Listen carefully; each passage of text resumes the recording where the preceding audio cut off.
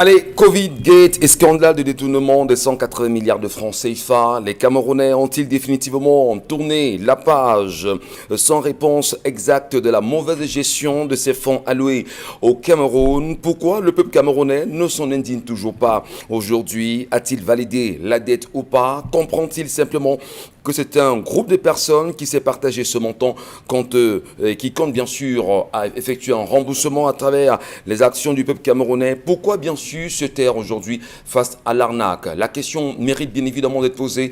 Et une autre question est celle portée au cœur de Bamenda aujourd'hui ou encore à Bouya.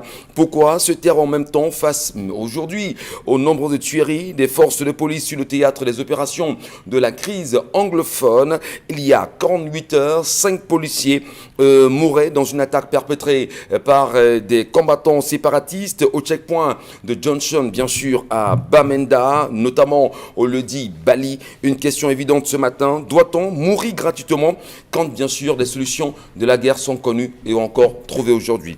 Ethnicisation et surtout revendication des Camerounais ou ethnophobie, le gouvernement camerounais s'arrange-t-il à préparer les peuples à ce qu'on pourrait qualifier aujourd'hui de génocide? Des déclarations portées depuis 72 heures à la fois par des pontes du régime et surtout des enseignants et autres Camerounais sur la place publique fait bien sûr peur. Une attitude qui a fait d'ailleurs réagir l'ancien bâtonnier Maître Yondo Black, qui vient également de s'exprimer sur ce qui fait bien évidemment parler plus d'un.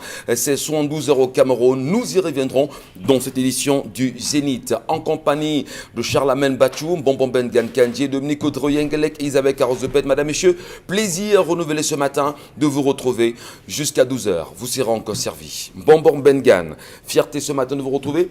Bonjour et bienvenue. Bonjour Monsieur Ngachou Numba, bonjour à vous chers téléspectateurs.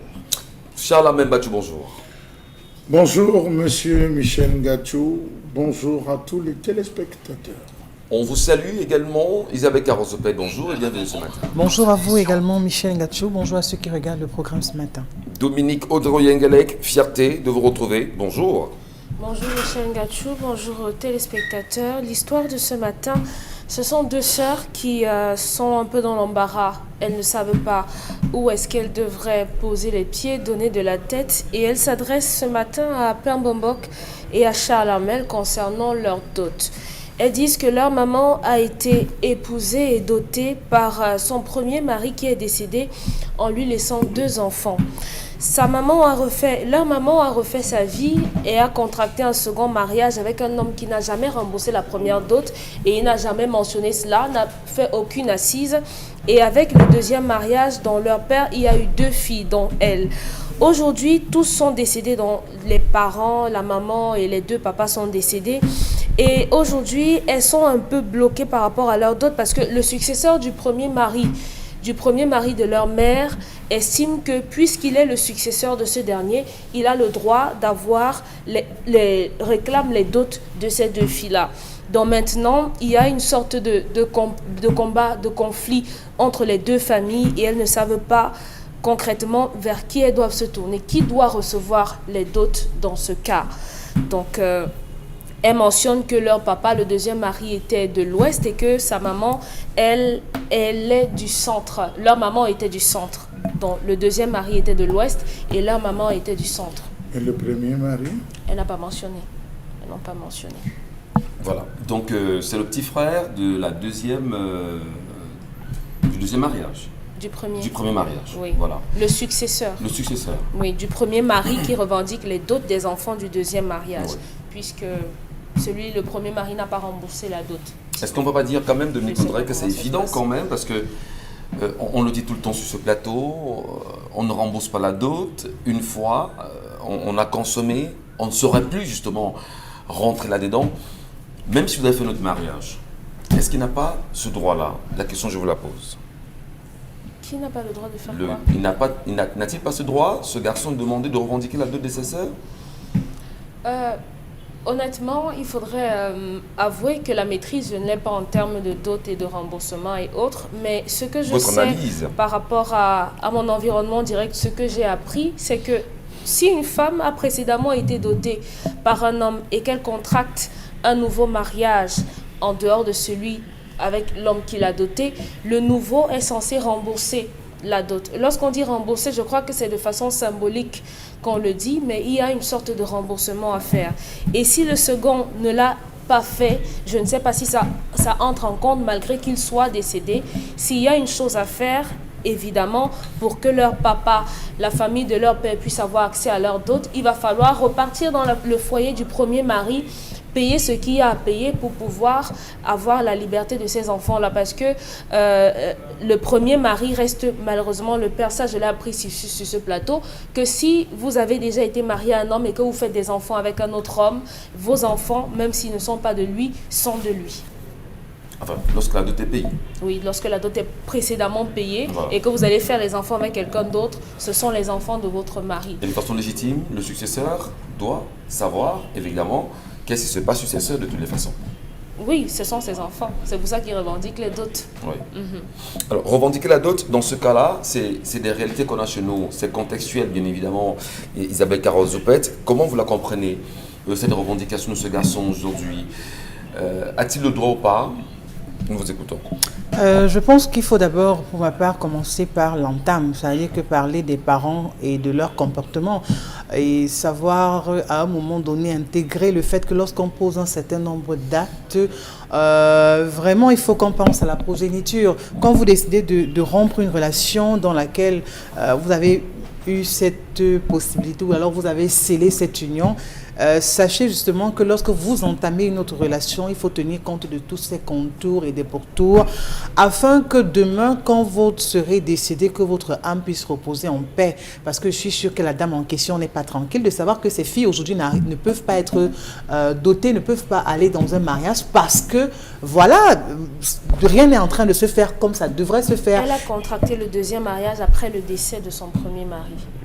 Donc, Oui, il n'était pas vivant quand elle allait dans la seconde noce. C'est pour ça que je dis, aujourd'hui qu'elle est dans une deuxième relation, si elle s'était attardée à pouvoir faire que le monsieur en question vienne la doter ou rembourser la dot du défunt mari et la doter comme il se doit, je pense peut-être qu'on serait là. Parce que si la famille du défunt mari vient revendiquer, c'est parce qu'ils savent que c'est eux qui ont doté cette femme.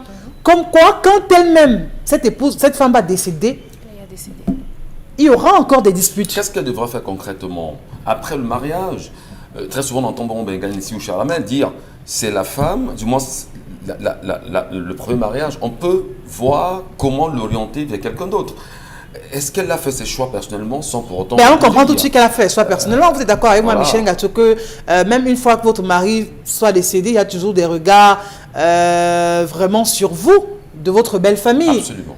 Ce qui n'est que normal, on ne va pas aussi les en vouloir. Mais maintenant, si vous entamez une autre relation, je pense que c'est à l'homme en question de pouvoir bien recadrer les choses pour qu'il n'y ait pas justement ce genre de situation. Parce que je dis, même le décès de cette femme posera problème, tout comme la dot de ces filles, ces filles en train de poser problème. Donc je pense qu'à ce stade-ci, Tous les parents sont décédés, ne dit les pas enfants exactement sont où elle est comme ça. enterrée aujourd'hui, parce que si au moins on pouvait savoir où la dame est enterrée, serait-elle enterrée chez le premier mari ou le deuxième, on serait fixé sur le deuxième.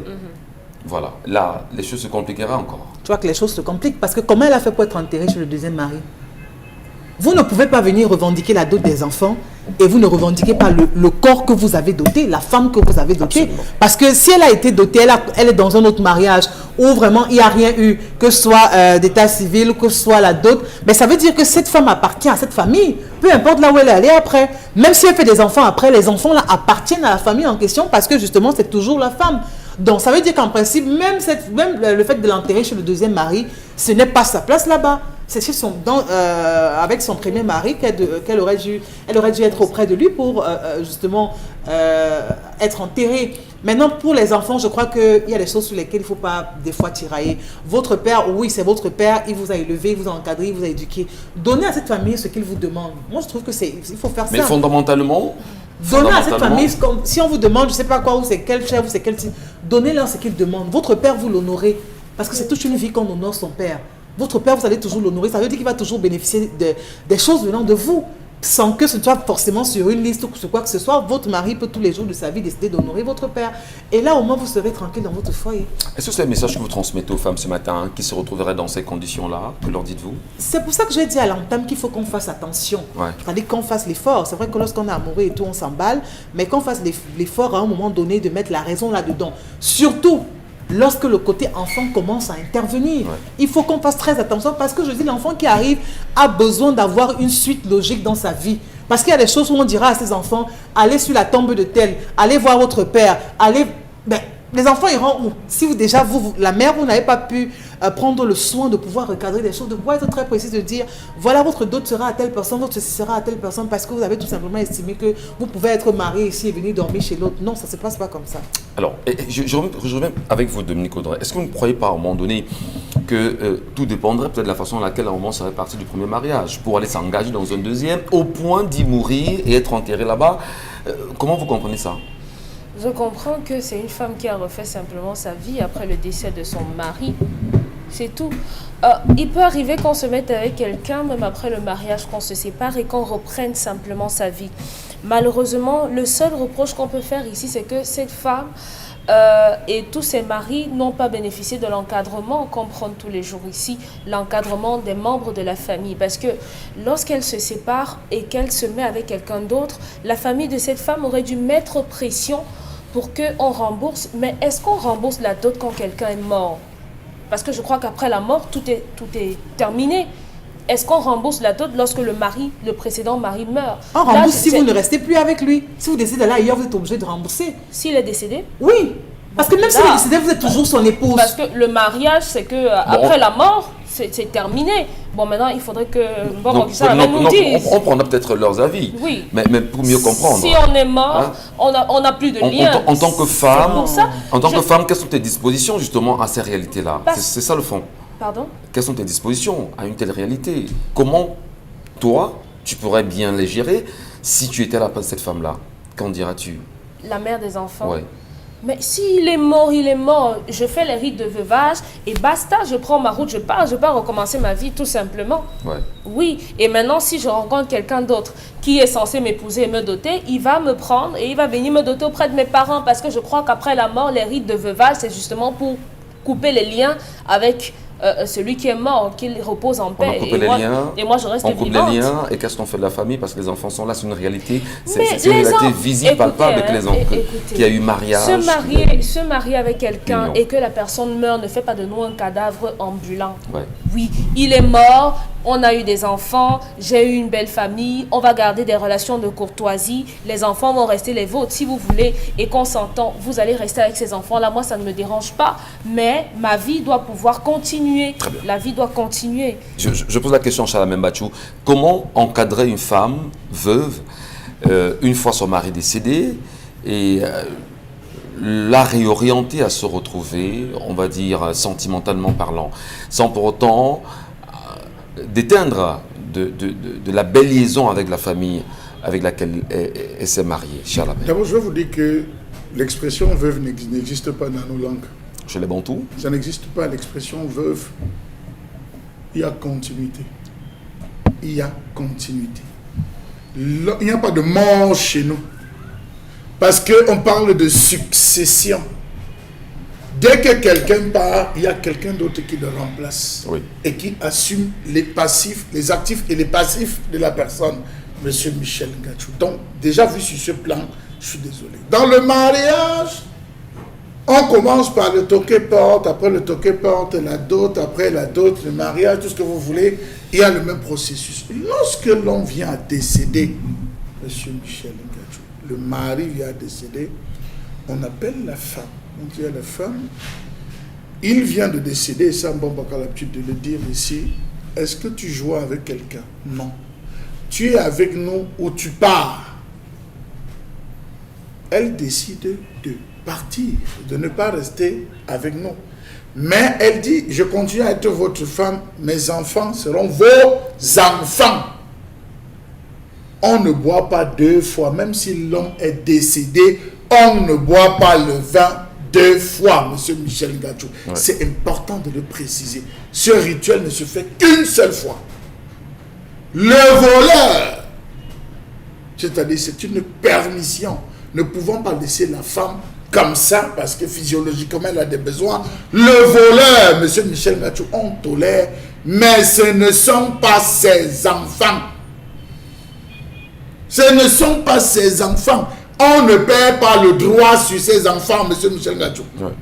En tant que première famille. On ne perd pas le droit. Absolument. Celui qui vient récupérer le sait que comme j'ai pris, votre vrai père est de l'autre côté. Ils ne peuvent pas taper le tam-tam du deuil, monsieur Michel Ngachou. Je suis désolé. Mais aujourd'hui, on a une expression qu'on appelle, on l'utilise au quartier, le hoa. Ça, c'est une expression qu'on a. Donc, le gars arrive, il dit, il fait le hoa. Même le corps qu'il a pris est un mauvais corps. Ils vont déterrer ça. Ils vont déterrer ce corps, monsieur Michel Ngachou. Ce n'est peut-être pas aujourd'hui. Quand ça va commencer à créer des problèmes. Vous vous rappelez le cas de la statuette à Foacom? Absolument. On avait volé le mâle. La femelle est restée, permettez l'expression. Et la femme est restée. Le gars a commencé à dire, je vais retrouver ma femme. On prend la statuette, on la pose. Le matin, on la retrouve à l'entrée de la porte. On prend la statuette, on gagne. Jusqu'à ce qu'on s'est retrouvé obligé à ramener la statuette auprès de son époux. C'est ça, monsieur Michel Ngachou. À un moment donné, le père va demander, ma femme, mon épouse est où? C'est le successeur qui viendra dire, monsieur, tu as pris ce qui n'était pas le tien. Je suis venu récupérer la tête. Ma femme, je la ramène chez moi. Absolument. C'est le premier point. Donc, ce que ce monsieur devait faire, ou doit faire, c'est se déplacer, aller voir. Il a un successeur. Vous dites qu'il est mort comment? Il a son successeur. Se déplacer et aller rencontrer le premier mari. Et lui dit, j'ai volé. J'ai pris une femme.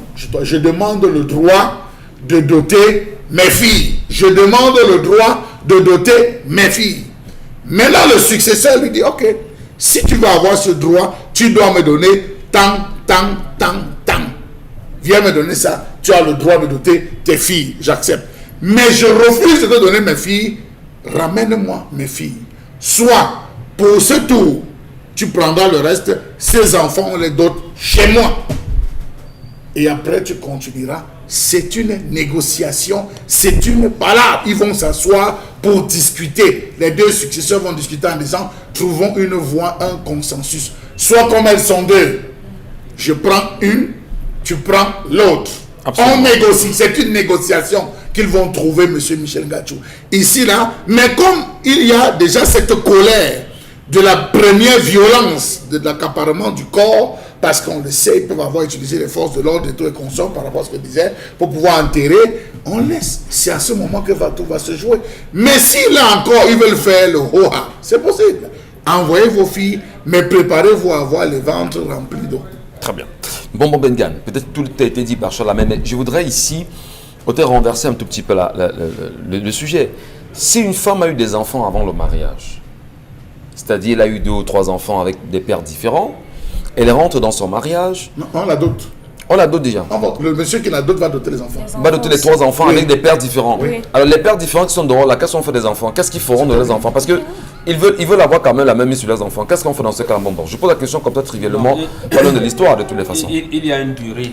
La grossesse a une durée, non? Absolument. Voilà. Lorsqu'une fille quand elle est enceinte, sa maman lui demande c'est qui, son papa lui demande c'est qui. Quelquefois, elle ne dit pas. Quelquefois, le garçon fuit. D'autres fois aussi, il peut se lever, mais on te dit pas d'accord, on voulait seulement te voir. On attend que la fille verse l'eau. C'est comme ça qu'on nous disons dans nos patois. Bon, ouais. Quand elle va accoucher, maintenant, on vient donc causer. C'est ton enfant et tu fais quoi de la fille? Oui, c'est ton enfant, tu as enceinté ma fille, tu fais quoi de la fille? Je te donne ton enfant. C'est là où le parlementarisme commence. Justement, mais une fille qui n'est pas dotée, qui accouche chez ses parents, cet enfant appartient à son père. Maintenant, vous dites, là, elle fait 3 enfants. Effectivement, si une fille a fait 3 enfants dans sa famille, avant d'aller en mariage, et que ses géniteurs ont fui, ont pris les mapanes ou on n'a pas donné, si elle trouve un mari, elle va négocier avec la famille de la femme. Même s'il n'est pas le géniteur de ses enfants. Il deviendra de fait le père de ses enfants. Tout à fait, mais il est dot. Ouais. Il est dot parce que la fille peut vouloir dire à sa famille que non, papa, vraiment, je veux que mes enfants grandissent dans un cadre familial, Oui. comme vous avez accepté mon fiancé comme mon mari, vraiment ça me plaît, mais est-ce que vous ne pouvez pas lui donner les enfants que j'ai fait ici? Justement, on les lui donne. C'est la fille qui a négocié? Absolument. La fille dit d'abord à ses parents. Et le papa réunit la famille en lui disant, votre fille, vous savez bien qu'elle ira en mariage, tel, mais les enfants, voilà, on parlemente. D'abord, le chef de famille qui encadre le débat au niveau de la dot est au courant, le père de la fille lui donne les éléments de langage et on négocie. Maintenant, il y a un rituel qui sera fait. Un rituel qui sera fait afin de protéger ses enfants. C'est-à-dire, même si ces enfants retrouvent leur géniteur demain, s'il leur arrive d'aller revendiquer quoi que ce soit, ils meurent.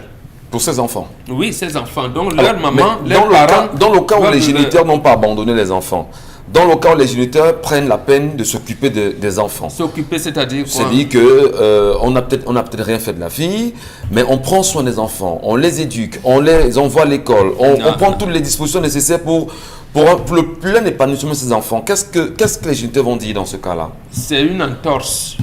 Vous ne pouvez pas vous occuper de l'enfant et laisser la fille. Vous avez enceinté la fille pour la mettre où? Les familles qui acceptent ça sont des familles dégingandées. Et ils ne veulent pas du bien. Et comme l'a dit Isabelle Carole, ne veulent pas du bien de leur progéniture. C'est des familles intéressées. Oui. Ils n'encadrent pas les familles et ils vont leur faire des bijoux. Pour une parenthèse, j'ai même vu certaines personnalités ici, j'en ai encore compté jusqu'à aujourd'hui 6, ils ont même enterré leur belle-mère. Je dis, mais bon, disons.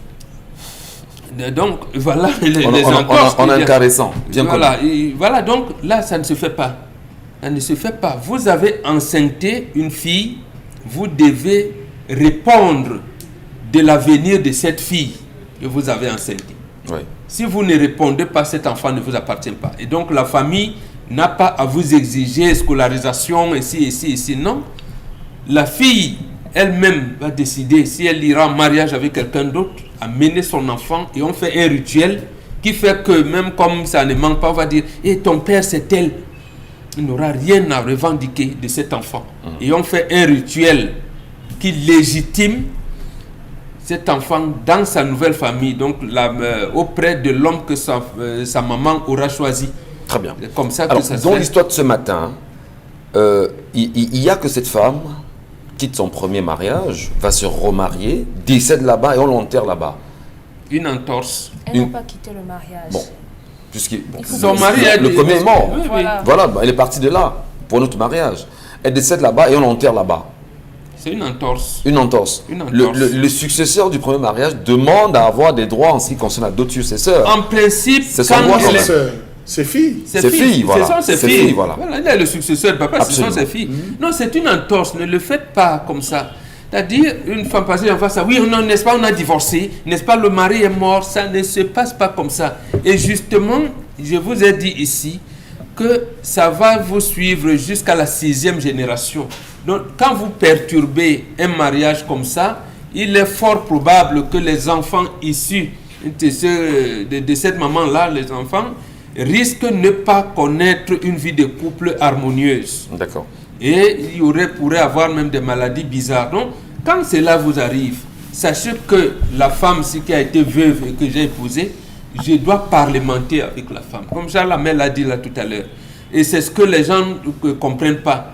Les rites de veuvage sont un peu le contraire des rites d'acceptation quand vous venez dire à votre famille, je vais épouser Dominique Audrey. Ce sont tes sœurs qui viendront dire, Dominique, bon, notre frère nous a dit que, bon, viens, même comme il n'a rien là, on va encadrer, nous, on va. C'est le même scénario qui se passe lorsque vous perdez votre mari. Les veuves, là, ce sont les veuves qui vous disent, bon, est-ce que tu as eu à flirter avec un frère de ton mari? Ben, est-ce que c'est autorisé? Bon, non. C'est pas autorisé? Non. Voilà ce qui se passe. Est-ce que vous avez du béguin, disons ça comme ça? Non, là, il a flirté avec un frère de ton mari. Ça reste entre les femmes. Est-ce qu'on devrait le faire? Parce qu'elle le dit à un moment donné, on a le sentiment qu'une femme mariée devrait absolument flirter avec les frères de son mari. C'est mon fils, Gachunumba. On ne dévoile pas l'infidélité de sa femme. Je peux rester là. Et peut-être même j'ai des problèmes. Ma femme accouche, je donne le nom. Il y a des situations dans des familles, il y a des secrets de famille. On est d'accord. Et ces secrets de famille-là restent dans un cadre restreint. Les veuves qui viennent à côté de la nouvelle veuve, la jeune veuve, ils posent des questions. Si c'est vrai, on va dire, tu restes, tu fais comment? Si elle décide de rester, ce sont ces veuves-là qui ont la charge de dire à ce monsieur et de parler auprès de la femme de ce monsieur-là. Très bien. En disant que bon, commence à dire d'abord à la femme là, sans lui dire que ton mari va prendre, il va dire que non. À partir de maintenant là, sache que vous êtes deux. Très bien. Ton mari va prendre tel. Bon, avec le langage approprié, c'est pas le langage n'est pas violent. N'est pas violent. Voilà. Donc ici, non, c'est le parlementarisme. Ces filles doivent aller donner leur dot auprès du successeur du premier mari de leur maman. Voilà, maintenant, il peut concéder à faire en sorte que mon gars, bon d'accord, on a compris, même ma femme que tu as enterrée là-bas, mais sache que tu as enterré ma femme. Voilà. C'est ce que, bon, il peut avoir des accords, il peut avoir des ententes. Je crois que même Merci. ça peut encore se faire. Ça veut dire que la famille de ces deux filles peuvent encore prendre de retirer ce cas avec eux, bien sûr, après avoir parlementé avec l'autre famille, que cette maman repose auprès de son mari, parce qu'il reste toujours son mari, puisque c'est lui qui l'a doté, c'est lui qui a tout fait, même si aujourd'hui il est décédé et qu'elle soit décédée, elle reste toujours son épouse. Les filles en question, je crois que même pour leur survie, même pour leur descendance, parce qu'elles également seront appelées à procréer. Et parfois même vous retrouvez des femmes qui n'arrivent pas à procréer et on vous dira non, c'est parce que ta maman ne repose pas au bon endroit, parce que si tel n'a pas fait ci ou ça, vous vous retrouvez parfois dans des situations tellement difficiles, tellement compliquées pour des choses aussi simples que vous pourriez réparer. C'est bien sûr, ça aussi l'Afrique, c'est ça aussi les réalités qu'on peut avoir chez nous au Cameroun. Là, vous insultez l'Afrique. Pardon? Là, vous insultez l'Afrique parce que jamais vous n'avez dit sur ce plateau, c'est aussi ça l'Europe. Non, je dis c'est les réalités. Non, c'est nos cultures. Voilà, c'est nos cultures. Mais quand vous dites c'est ça aussi l'Afrique. C'est ça aussi l'Afrique. Les blancs là parlent là-bas. C'est eux là-bas, Chalamel. Mais on n'est pas. C'est eux là-bas. Voilà. Vraiment, nous sommes les Africains, on l'assume, nous en sommes fiers. Alors, s'il y a des réalités culturelles, nos us et coutumes ici qu'il faut respecter. D'ailleurs, on le fait très bien. Et lorsqu'il y a des manquements, comme on l'a très bien dit vous-même, on trouve des solutions évidentes. On est dans le parlementarisme en permanence. C'est ça l'Afrique. Merci de rester des nôtres, mesdames et messieurs.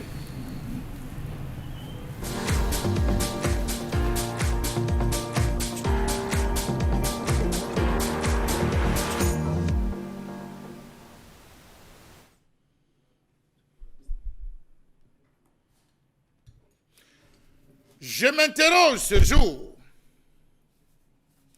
sur la question de l'autorisation de mise sur le marché des médicaments issus de la pharmacopée traditionnelle au Cameroun. Le 8 juillet 2021, une note signée par le ministre de la Santé, le docteur Manaouda Malachi, autorisait la commercialisation de 3 produits de médecine traditionnelle au Cameroun. Cette note précisait que suite au dépôt d'une demande d'autorisation au Cameroun pour la médecine traditionnelle améliorée, dénommée Corocure, poudre sèche de Thymus vulgaris 50 grammes, flacon de 60 millilitres, j'ai l'honneur de vous informer que votre dossier a été approuvé par avis de la Commission nationale du médicament, réunie en séance du 17 au 19 mai 2021. L'autorisation de mise sur le marché accordée à ce produit a une durée de 3 ans à compter de la date de signature de la loi applicable. Point. Fin de citation. Bonne nouvelle, on peut applaudir, mais tardive.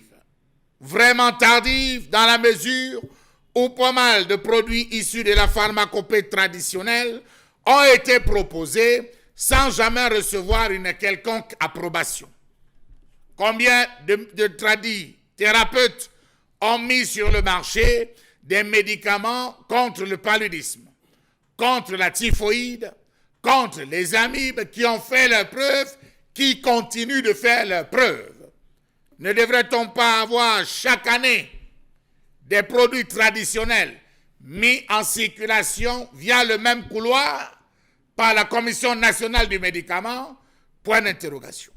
Quelles sont les innovations, j'y arrive, qu'a apporté l'Institut de recherche médicale et d'études des plantes médicinales depuis sa création en 1979?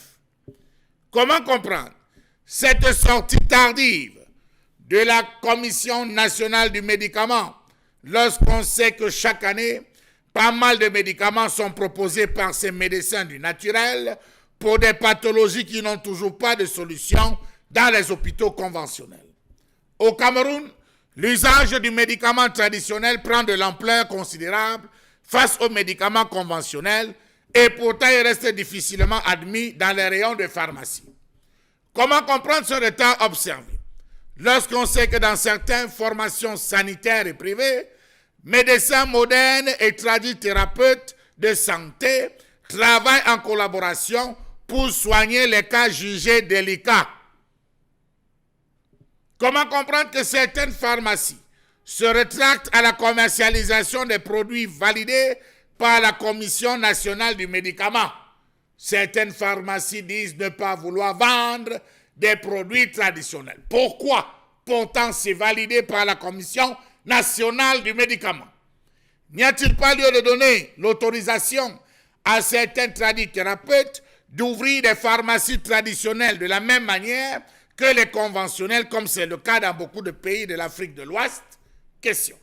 Pourquoi ne pas envisager la création des centres de santé intégrés de la médecine traditionnelle, au même titre que les centres de santé intégrés classiques placés sous la responsabilité de l'État?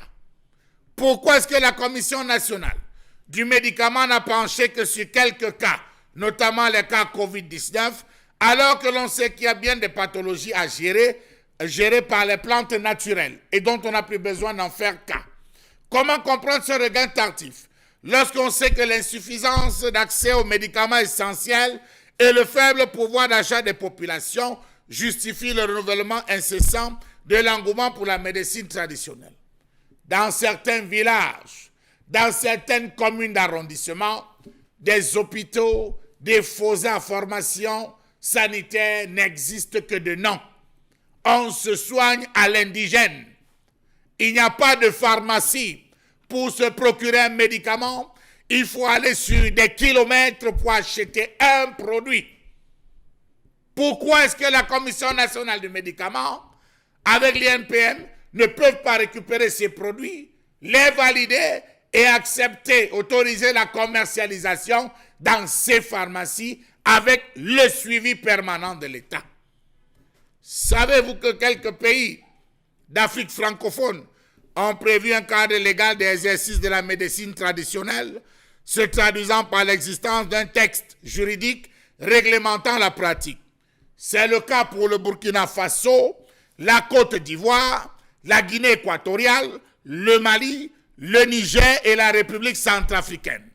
Par exemple, l'article 141 alinéa 2 du Code burkinabé de la santé exprime de manière forte et édifiante que, deux points, je cite, l'exercice de la médecine traditionnelle est assuré par un tradit praticien de santé. Point. Alors qu'un cadre similaire, jusqu'à ce jour, fait encore polémique au Cameroun. Pourquoi ne pas le reconnaître? Comment comprendre que le projet de loi sur la médecine traditionnelle censé être présenté au Parlement depuis plusieurs années soit encore en instance au niveau du gouvernement? Comment comprendre qu'on n'a jamais pensé renforcer la plateforme de collaboration entre le ministère de la Santé publique, le ministère de la Recherche scientifique, le ministère de l'Enseignement supérieur et les tradithérapeutes de santé? N'est-il pas temps, au vu de la sortie de la Commission nationale pour le médicament, qu'on pense susciter une véritable synergie et complémentarité entre la médecine traditionnelle et la médecine conventionnelle? Pourquoi cette reconnaissance à tête chercheuse lorsqu'on sait que l'État a la capacité de renforcer les capacités infrastructurelles des instituts et centres de recherche institutionnels, publics et privés, et de la société civile sur les plantes médicinales et médecine traditionnelle pour répondre à la nécessité de mettre à la disposition du public des médicaments standardisés, efficaces et sans risque. L'État, s'il réussit à se détacher de ces considérations esclavagistes des Big Pharma, sera en mesure de développer l'industrie pharmaceutique locale pour limiter l'importation, la grosse importation des médicaments et des consommables et intrants pharmaceutiques. Il serait capable, l'État, de développer des stratégies de culture et de conservation des plantes médicinales, d'envisager la création d'un corps de la médecine traditionnelle avec des centres de formation officiels ou agréés, d'instaurer une foire nationale annuelle de la médecine traditionnelle, de former les tradis praticiens de santé sur les bonnes pratiques de récolte, transformation, conservation des plantes médicinales, de développer, diffuser la pharmacopée camerounaise et améliorer son conditionnement, d'intégrer la médecine traditionnelle dans la santé éducative camerounaise, notamment dans toutes les facultés de médecine, de pharmacie et les centres de formation en soins médicaux, et enfin de protéger les droits de propriété intellectuelle des tradithérapeutes et détenteurs des savoirs endogènes. Nous avons dans certaines formations des médecins qui ont appris, qui sont des kinésithérapeutes, qui ont appris tout sur les os, mais qui, une fois rentrés dans leur pays, sont allés se former, mieux, s'initier au massage avec l'os du chimpanzé, l'os du gorille, et j'en passe, à la connaissance des herbes pour des cataplasmes, et à ce jour, établissent des records incommensurables. Comment réussissent-ils à exercer tranquillement alors que ceux qui ne se sont formés que dans ce domaine et qui ont reçu l'héritage de leurs parents ont des difficultés à le transmettre et sont tous les jours devant les commissariats, devant les tribunaux pour venir se justifier alors que la mort rôde beaucoup plus dans les hôpitaux conventionnels que traditionnels. Ne serait-il pas temps de jeter les armes? Vivement que la Commission nationale du médicament s'asseye, travaille avec toutes les structures pour chaque année nous donner au moins 1000 produits naturels pour des traitements. On va réduire l'importation, comme c'est le cas au Sénégal, au Mali, en Guinée équatoriale, et on réussira à avoir une population en santé. Mon cher Lamel Mbathiou, pour cette colère exprimée ce matin, ayant pour lui donner un titre simple, la guerre du médicament au Cameroun. Entre médicaments conventionnels et médicaments issus de la pharmacopée africaine, peut-on bien sûr le dire qu'il y a eu une évolution nette avec les traitements liés à la Covid-19 au Cameroun, quand on sait bien évidemment que le Cameroun a, je compte, 81 467 personnes qui ont été contaminées par le Covid et 1330 morts aujourd'hui. Ne pouvait-on pas éviter de retomber dans ces morts qui sont quand même assez nombreux aujourd'hui? Plus de 1330 personnes, c'est nombreux quand même. Alors, est-ce qu'on va dire, Isabelle Carozopet, à entendre Charles Mbathiou ce matin, qui d'ailleurs interpelle véritablement la Commission nationale du médicament, que cette sortie de Manoda Malachi est tardive? Je crois qu'en plus d'être tardive, on a l'impression qu'il se moque des autres et qu'il se moque du peuple. Oui, justement, parce qu'on est dans un moment où la pandémie quand même tend à être maîtrisée. Ça, il faut quand même qu'on soit vraiment d'accord là-dessus, où le respect des mesures barrières vraiment commence à devenir de plus en plus flexible, oui. Contrairement à une certaine période où justement c'était obligatoire, systématique et tout, et où la pandémie faisait tellement de ravages, où on avait vraiment de traitements qui puissent être à la portée. Et je ne crois pas que ce soit aujourd'hui que justement ceux qui sont dans ce domaine des plantes ou encore cette médecine traditionnelle aient mis ce médicament sur le marché. C'est bien depuis fort longtemps, c'est maintenant qu'il estime tout de même qu'il faut qu'il donne son accord de ce que ça puisse être commercialisé et que ça pourra aider à sauver quelques-uns concernant cette pandémie. Je crois que c'est ce métier, c'est se moquer de ceux qui font ou encore ceux qui appartiennent à ce corps de métier. Aujourd'hui, on a des villages qui sont tellement reculés et où les pharmacies se font extrêmement rares. Ça n'existe même pas. Oui, et où vraiment il y a des cultures que vous ne pouvez en aucun moment effacer ou encore formater dans la tête des personnes. de ces personnes qui sont de ce côté. Votre grand-mère qui sait très bien que quand elle a mal au ventre, elle a son écorce qu'elle va couper en bas de nappe, le mettre dans de l'eau. Justement, ça va prendre 1-2 jours. 3e jour, elle pourra le boire. Elle sait qu'elle pourra être soulagée. Vraiment, pour avoir passé quelque temps aussi au village, on n'attend pas que l'enfant soit malade pour qu'il commence à boire certaines choses. Il y a des médicaments qu'on vous donne après 2-3 jours. On vous donne un verre. Chacun doit prendre un verre tous les matins. De façon préventive. C'est systématique, de façon préventive. Et ça marche. Parce que vous voyez les conditions dans lesquelles ces enfants sont, mais vous êtes quand même étonné de leur témérité, vous êtes quand même étonné de tout ce qu'ils peuvent dégager comme énergie et de ne jamais avoir recours à l'hôpital. Et ça, c'est grâce à quoi?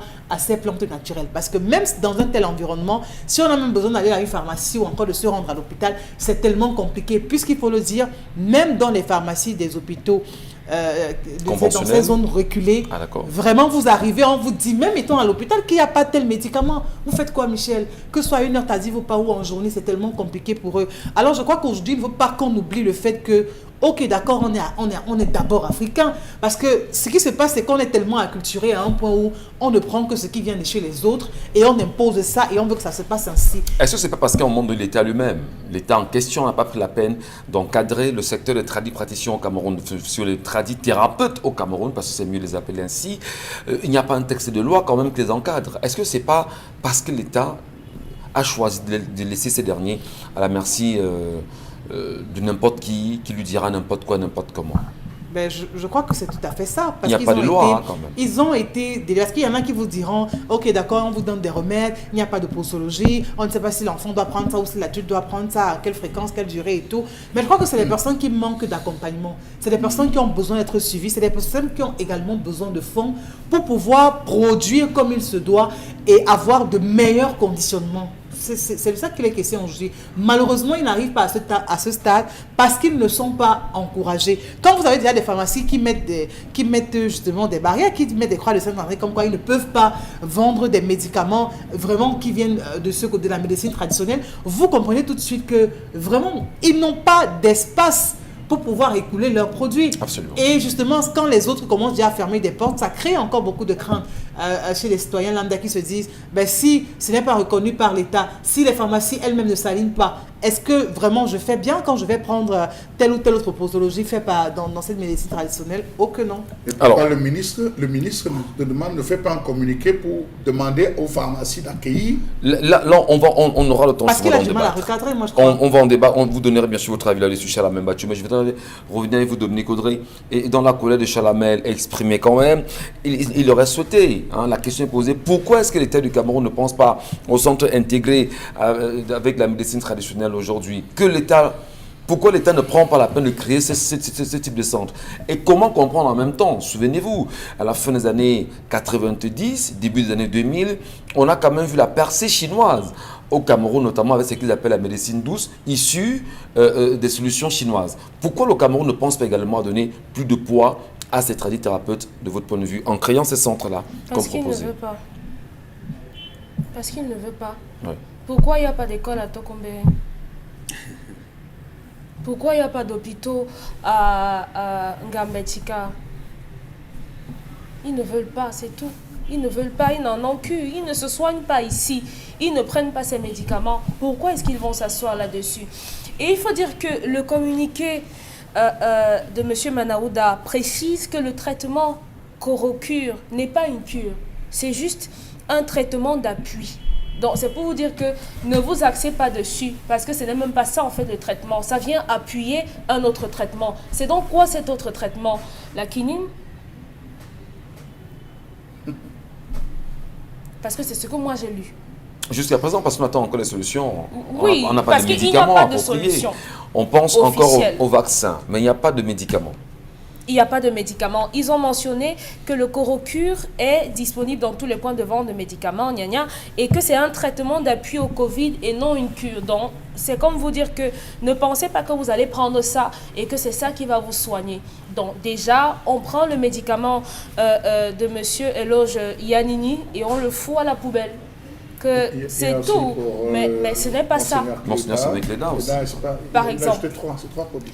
On est au Sénégal, par exemple. Depuis 2003, on a décidé officiellement de donner un statut à la pharmacopée là-bas. tellement c'est quelque chose d'important, tellement c'est déterminant qu'il y a une commission, pas la commission du médicament, la commission de la pharmacopée. Ici, on prend tout. Les gens qui traitent les médicaments, on les met dedans et on prend la pharmacopée, on met encore ça sous ces mêmes personnes. Qui ne comprennent rien à rien. Qui ne pourraient pas comprendre ce genre de choses. Absolument. Donc, il faudrait faire le distinguo. En Chine, c'est la médecine chinoise. Et là-bas, la médecine chinoise, prenons par exemple le cas du paracétamol. Si nous deux, on développe un palu, en Chine, on va vous donner le paracétamol, mais on peut ne pas me donner le paracétamol, même si on a les mêmes symptômes. Parce que quoi? Nos organismes sont différents. En Chine, avec leur médecine à eux, on traite en se basant sur le yin, c'est le yin et le yang, et le QI, par exemple. Donc, il y a des analyses qu'on fait en profondeur. On va au-delà de la goutte épaisse et tout le charabia là pour vous traiter parce que les organismes sont différents. C'est pour ça qu'il y a des gens qui pourront être favorables à tel produit et d'autres pas. Donc ici, notre pharmacopée encore est loin de sortir des sentiers battus. Avant que les colons n'arrivent, on avait déjà une médecine. Tout ce qu'on aurait pu faire, bon, malheureusement, le colon a réussi à entrer et à gagner du terrain, mais ce qu'on aurait pu faire, comme d'autres pays sont en train de faire aujourd'hui, c'est de revenir aux fondamentaux, comme Bombok aime bien le dire, et donner et compléter le manque de ce que cette pharmacopée camerounaise a. Peut-être au niveau des posologies et autres, mais rendez-vous compte que au niveau du Sénégal, il y a 5 centres. Depuis 2013, il y a eu 5 centres où on fait des examens approfondis des produits issus de la pharmacopée. Ici, quel est le centre qui s'occupe de ça? S'il y en a... Ah. Ce n'est qu'un centre de recherche quand même. 1979. Depuis 1979. Alors, est-ce qu'on peut toucher du doigt les réalités, les réalisations de l'INPM aujourd'hui? Non. Que non. Au Sénégal, donc, on a décidé de faire de la pharmacopée la médecine à part entière. Ils ont décidé d'écrire à eux-mêmes leur pharmacopée. Donc, allons donc maintenant interroger le rôle du MINRESI, parce que le MINRESI est censé valoriser Voilà. Il est censé valoriser toutes les recherches scientifiques. Il y a quelques années, on a eu le professeur Jean-Claude Ndom, voilà, qui est arrivé au Cameroun et qui a fait des recherches expérimentales. Allez lire les articles, vous vous rendrez compte qu'au Cameroun, on a une centaine de plantes à même de traiter et le cancer et le paludisme. Où sont les résultats de ces recherches? Où est la valorisation des résultats de ces recherches? Combien de Camerounais ont bénéficié malheureusement des subventions venant de l'étranger pour faire des recherches? Et les résultats, que sont-ils devenus? C'est bon? Nous vous écoutons. Oui, que sont devenues toutes ces recherches? Rien du tout. Donc, comme vous disiez hier que le Minetransport doit démissionner, je ne sais même pas ce qu'on doit faire du MINRESI. Et autre chose aussi, Michel, si vous permettez, vous complétez rapidement. C'est qu'il faut dire que même ces médicaments vers lesquels on converge tous aujourd'hui, ces médicaments qui viennent d'ailleurs, conventionnels, il y a un phénomène aujourd'hui qu'on a du mal à comprendre, les médicaments issus de la contrebande. Ça prend tellement, mais alors tellement de l'ampleur. Ce sont ces big pharma qui sont dans le marché noir. Voilà, ils sont dans le marché noir. Le marché noir. Et vraiment, à l'origine de tellement de décès. Ça, il faut le dire. Parce qu'aujourd'hui, vous prenez un médicament dont on est allé barrer la date de péremption et tout. On a mis autre chose. Vous le prenez, vous l'ingurgitez. Vous croyez avoir bu du paracétamol. Pourtant, vous êtes en train de boire toute autre chose. On voit tellement, c'est-à-dire qu'on ne peut pas passer 1, 2 semaines, 1 mois, sans vous dire ok, d'accord, on a mis la main sur un important stock de médicaments issus de la contrebande. Ces médicaments viennent d'où? Vont où? Sont écoulés où? Vraiment, quelles sont les cibles et quels sont les impacts? Pourtant, des médicaments issus de la pharmacopée traditionnelle, au moins on est sûr qu'on pourra un tout petit peu maîtriser l'origine, la provenance de ces médicaments. Ce sont des choses qui sont fraîches, ce sont des choses que vous pouvez vous-même pouvoir combiner et pouvoir vous mettre à l'abri de certaines maladies. Bon, Bengan, tout est pratiquement dit là. L'ascension que vous apportez à ça, c'est quoi? Non, tu n'as pas dit justement. Le ministre de la Santé publique a utilisé un langage politique. Il traite ces médicaments d'adjuvants, alors que tous les médicaments sont les adjuvants. Voilà. Je le dis en le lui regardant. Covid, puisqu'il s'agit de Covid, on traite Covid par un antibiotique, un antipaludéen et la vitamine C. Prendre l'antibiotique seulement seul, c'est un adjuvant.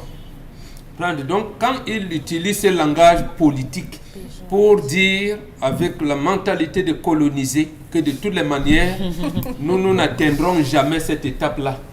Et c'est malheureux. Je ne reviens pas à ce que Charles Hamel a dit. C'est malheureux, pourquoi? Parce que, je le rappelle là, le Cameroun a bénéficié des essais cachés contre Tenofovir quand on est venu faire des recherches ici sur le VIH. On a accepté.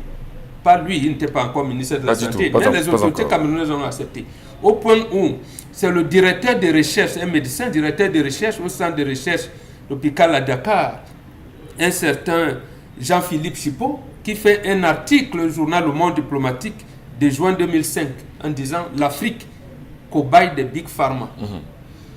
Ça n'a rien dit pour qu'on arrête et qu'on rebelle. On a utilisé les prostituées si on les fait un certain nombre de choses. Donc en réalité, il y a un décret de 2019 portant réorganisation de l'Institut de recherche médicale et d'études des plantes médicinales. Cet institut est créé depuis 1974 au Cameroun, qui devrait arriver à aux médicaments améliorés, aux médicaments traditionnels améliorés.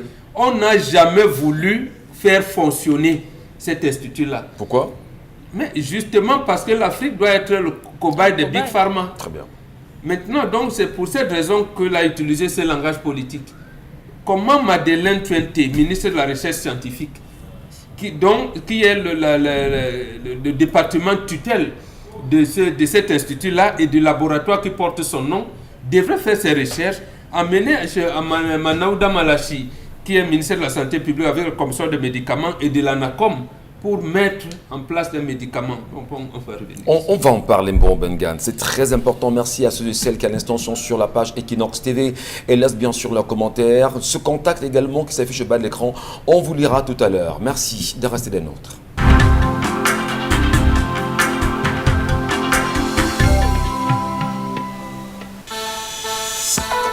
Move to the next level. Until August 25th, subscribe to the heavyweight bonus at #111*0# and win the latest PS and spend unforgettable holidays with Orange. Orange. Jean-Rose. Merci infiniment pour cette rencontre encore chaque matin avec nous sur cette antenne, mesdames et messieurs. C'est important bien évidemment de le rappeler. D'ailleurs, on en profite pour vous adresser, pour souhaiter très bonne fête justement du mouton à tous nos compatriotes camerounais qui sont dans la célébration ce matin, tout en rappelant aussi que voilà, c'est une occasion de prier pour la paix au Cameroun, la paix bien sûr dans les cœurs, la paix retrouvée dans les régions anglophones, la paix en même temps pour ceux qui croient toujours que c'est Dieu qui pense au chef. D'accord, il faut prier pour le chef, mais surtout prier afin que Dieu puisse nous aider véritablement sur ces sujets-là. Allez, on va poursuivre en ce moment sur une question évidente. Nous tentons de comprendre les dernières sorties du ministre de la Santé, Manaouda Malachi, sur les dernières validations liées aux nombreux médicaments issus de la pharmacopée africaine, faisant savoir que ces derniers sont en même temps des adjuvants, si vous voulez, des solutions sine qua non pour la Covid-19. Moi, Bengan, vous avez la parole. On voudrait bien vous comprendre sur l'approche des Big Pharma, le combat qui se mène avec l'IMPM, le fait que l'État du Cameroun, de façon volontaire, ne fait rien pour permettre aux solutions africaines de prendre de l'ampleur, notamment camerounaises. Et justement, j'étais en train de dire que nous avons peut-être combattu la néocolonisation, mais nous n'avons pas combattu le néocolonialisme. Oui. Le ministère de la Santé publique nous replonge dedans. L'azithromycine est un adjuvant. Il ne l'a jamais dit. Il a dit appliquer le protocole comme si l'azithromycine soignait, traitait le coronavirus. Or, c'est faux, c'est un adjuvant. Il faut ajouter la vitamine C et l'antipaludin. Il ne l'a jamais dit.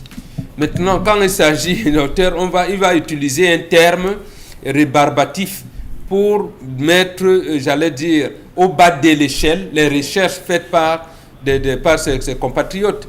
C'est pas normal. C'est pas normal. Or, il est démontré pour ce médicament que pour tuer ce virus, puisqu'il s'agit, que ce soit le médicament de Cléda, le monseigneur Cléda ou du docteur Yanini, il tue ce virus. Maintenant, tuer le virus ne se limite pas juste. Et c'est là où la médecine africaine est plus, j'allais dire, plus élaborée. Parce qu'au moment où on tue ces virus, parce que leurs médicaments, j'ai dit bien, tuent le virus, mais le corps n'est pas fait que du virus de Covid. Absolument. Le corps peut avoir d'autres virus, d'autres staphylocoques, d'autres bactéries, ainsi de suite, ainsi de suite. Et ces médicaments, les deux d'ailleurs, du moins les trois, qu'on a déjà validés au Cameroun, renforcent la capacité immunitaire du corps pour combattre cette méchante grippe-là. Vous avez suivi, vous qui êtes collé à l'actualité, le Premier ministre britannique était obligé de faire une sortie parce que le ministre de la Santé britannique a été testé positif au coronavirus après avoir pris ses 2 doses.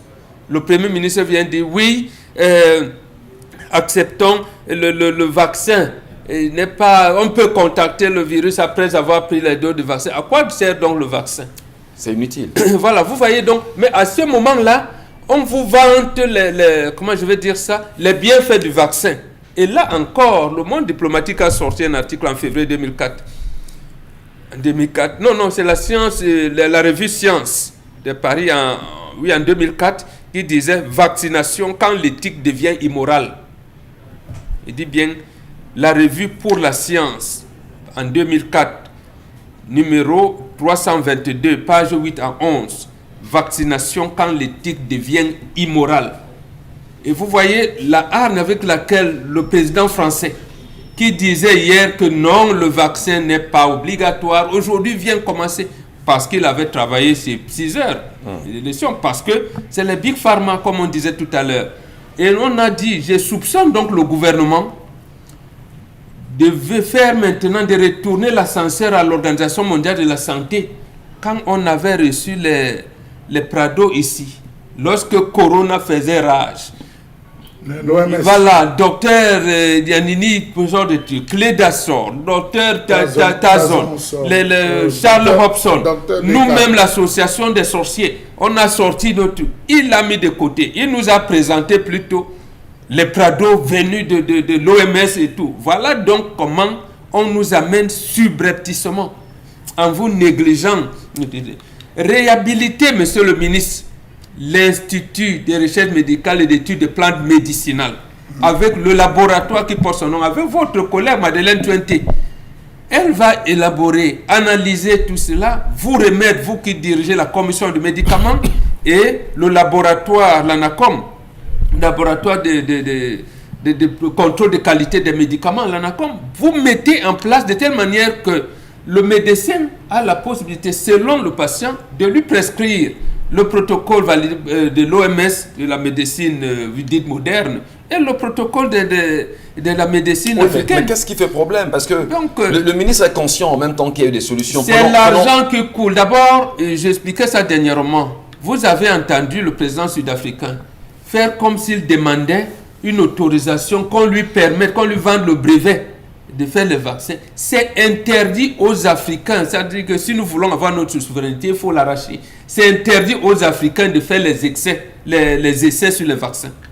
Il nous l'a interdit. Voilà les choses qu'il devrait dire aux populations. Et vous avez vu comme ce qui s'est passé à Madagascar, ce qui s'est passé au Bénin. Donc, il est donc dans la même logique pour dire de toutes les manières, bon, ces médicaments-là, je les admets quand même. Mais ça ne peut pas soigner. Or, ça soigne. J'ai dit bien que ça tue le virus du corona. C'est un peu comme ces 3 médicaments tuent le virus. Mais maintenant, avec voilà. Les solutions c'est qu'on peut dire, c'est quoi? C'est que même la grippe classique, tout ce qu'on soigne là ne guérit pas de la grippe. On vous traite les coulées nasales, il a tout. C'est tout. Il n'y a pas... C'est pour ça que la grippe est une maladie saisonnière et ça reviendra toujours. Oui. Donc, les médicaments, au moins les 3 qu'on a mis ici, mettre le terme adjuvant, c'est un terme, j'allais dire péjoratif. Il fallait dire médicament puisque ça tue le virus de corona. C'est établi. S'il faut se limiter à ça, ça tue le virus du corona. Mais comme le corps humain a beaucoup d'autres maladies, on peut donc associer parce que quand vous attrapez la grippe, vous êtes fatigué, vous avez ci, vous avez ça. Donc, on peut donc ajouter d'autres médicaments, en fait, pour retrouver la santé de l'homme, mais pas essentiellement sur le virus du corona. S'il faut tuer le virus corona, ces médicaments tuent le virus du corona. Ça marche. Merci beaucoup, Mohamed Diane Kadji, en espérant que ce matin, le ministre de la Santé publique, le docteur Manoda Malachi, nous entend et entend en même temps les récriminations liées à ces dernières sorties sur ces médicaments. Charles Amem Bachou, il faut quand même avoir un petit regard, on va dire, assez méfiant, oui, puisque les Camerounais ont ce regard méfiant. Une lutte, une guerre des Big Pharma, une guerre imposée en même temps et entretenue par le gouvernement camerounais.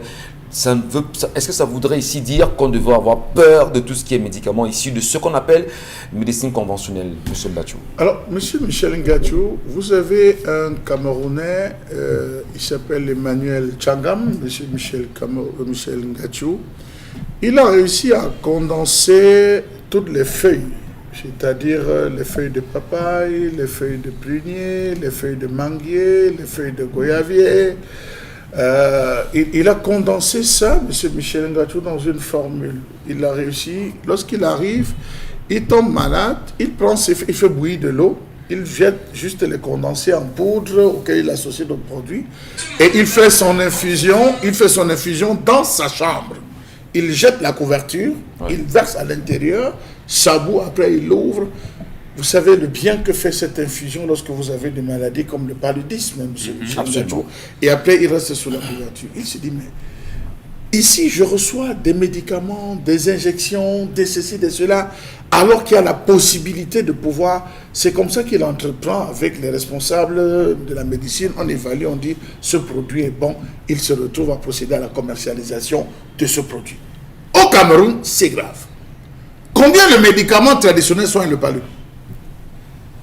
Combien de médicaments soignent la typhoïde de M. Michel Ngachou? Je vous coupe pas. L'université de Douala seulement, allez à la faculté des sciences, il y a au moins 20 variétés de plantes qu'ils ont découvert qui soignent le palu. Voilà. Et soignent pas seulement le palu, qui enlève le plasmodium dans le sang. Voilà. L'université de Douala. Oui, M. Michel Ngachou, combien de formules? Vous allez à l'Est, ils ont une façon de soigner. Vous allez dans le Mbam, ils ont une façon de soigner. Vous allez dans le Nord, à l'extrême Nord, ils ont une façon de soigner. Ils ont des médicaments, des écorces qui varient suivant l'ère culturelle, géographique que vous essayez d'apporter. Mais pourquoi est-ce que la Commission nationale du médicament, qui reçoit chaque jour, chaque mois des produits, ne parvient pas à valider lors de sa session? La Commission, lorsqu'il s'asseye. Question. Combien de personnes sont allées à l'hôpital, ont eu à consommer des médicaments, M. Michel Ngachou, contre la typhoïde et se sont retrouvés avec des perforations intestinales? Absolument. Combien de personnes qui, à la fin, on a dit non, tu as fini de soigner, mais ça allait rester dans les intestins? Pourquoi aujourd'hui c'est une obligation, lorsque vous suivez certains traitements de certaines pathologies, d'associer le traditionnel? Même en ce qui concerne la typhoïde en même temps, dans des réalités tout de On vous dit, finissez à l'hôpital, Voilà. finissez d'abord à l'hôpital, et après on commence avec l'indigène. Absolument. Vous devez prendre 5 bidons, c'est connu, 5 bidons, M. Michel Ngachou. Vous devez boire ça comme de l'eau à longueur de journée, et vous vous retrouvez à avoir une santé de fer. Nous avons des soucis, M. Michel Ngachou. On voit des gens qui ont des problèmes d'érection, comment on appelle ça, les reins sales, permettez l'expression, Voilà. qui vont à l'hôpital, ils suivent tous les traitements, ils reviennent la glaire, permettez-moi ce qu'on appelle la glaire. Nous savons traditionnellement des poires, des produits qu'on compose, on purge, on vous purge, ça nettoie et vous retrouvez votre... Mais pourquoi est-ce que ça, c'est des choses connues?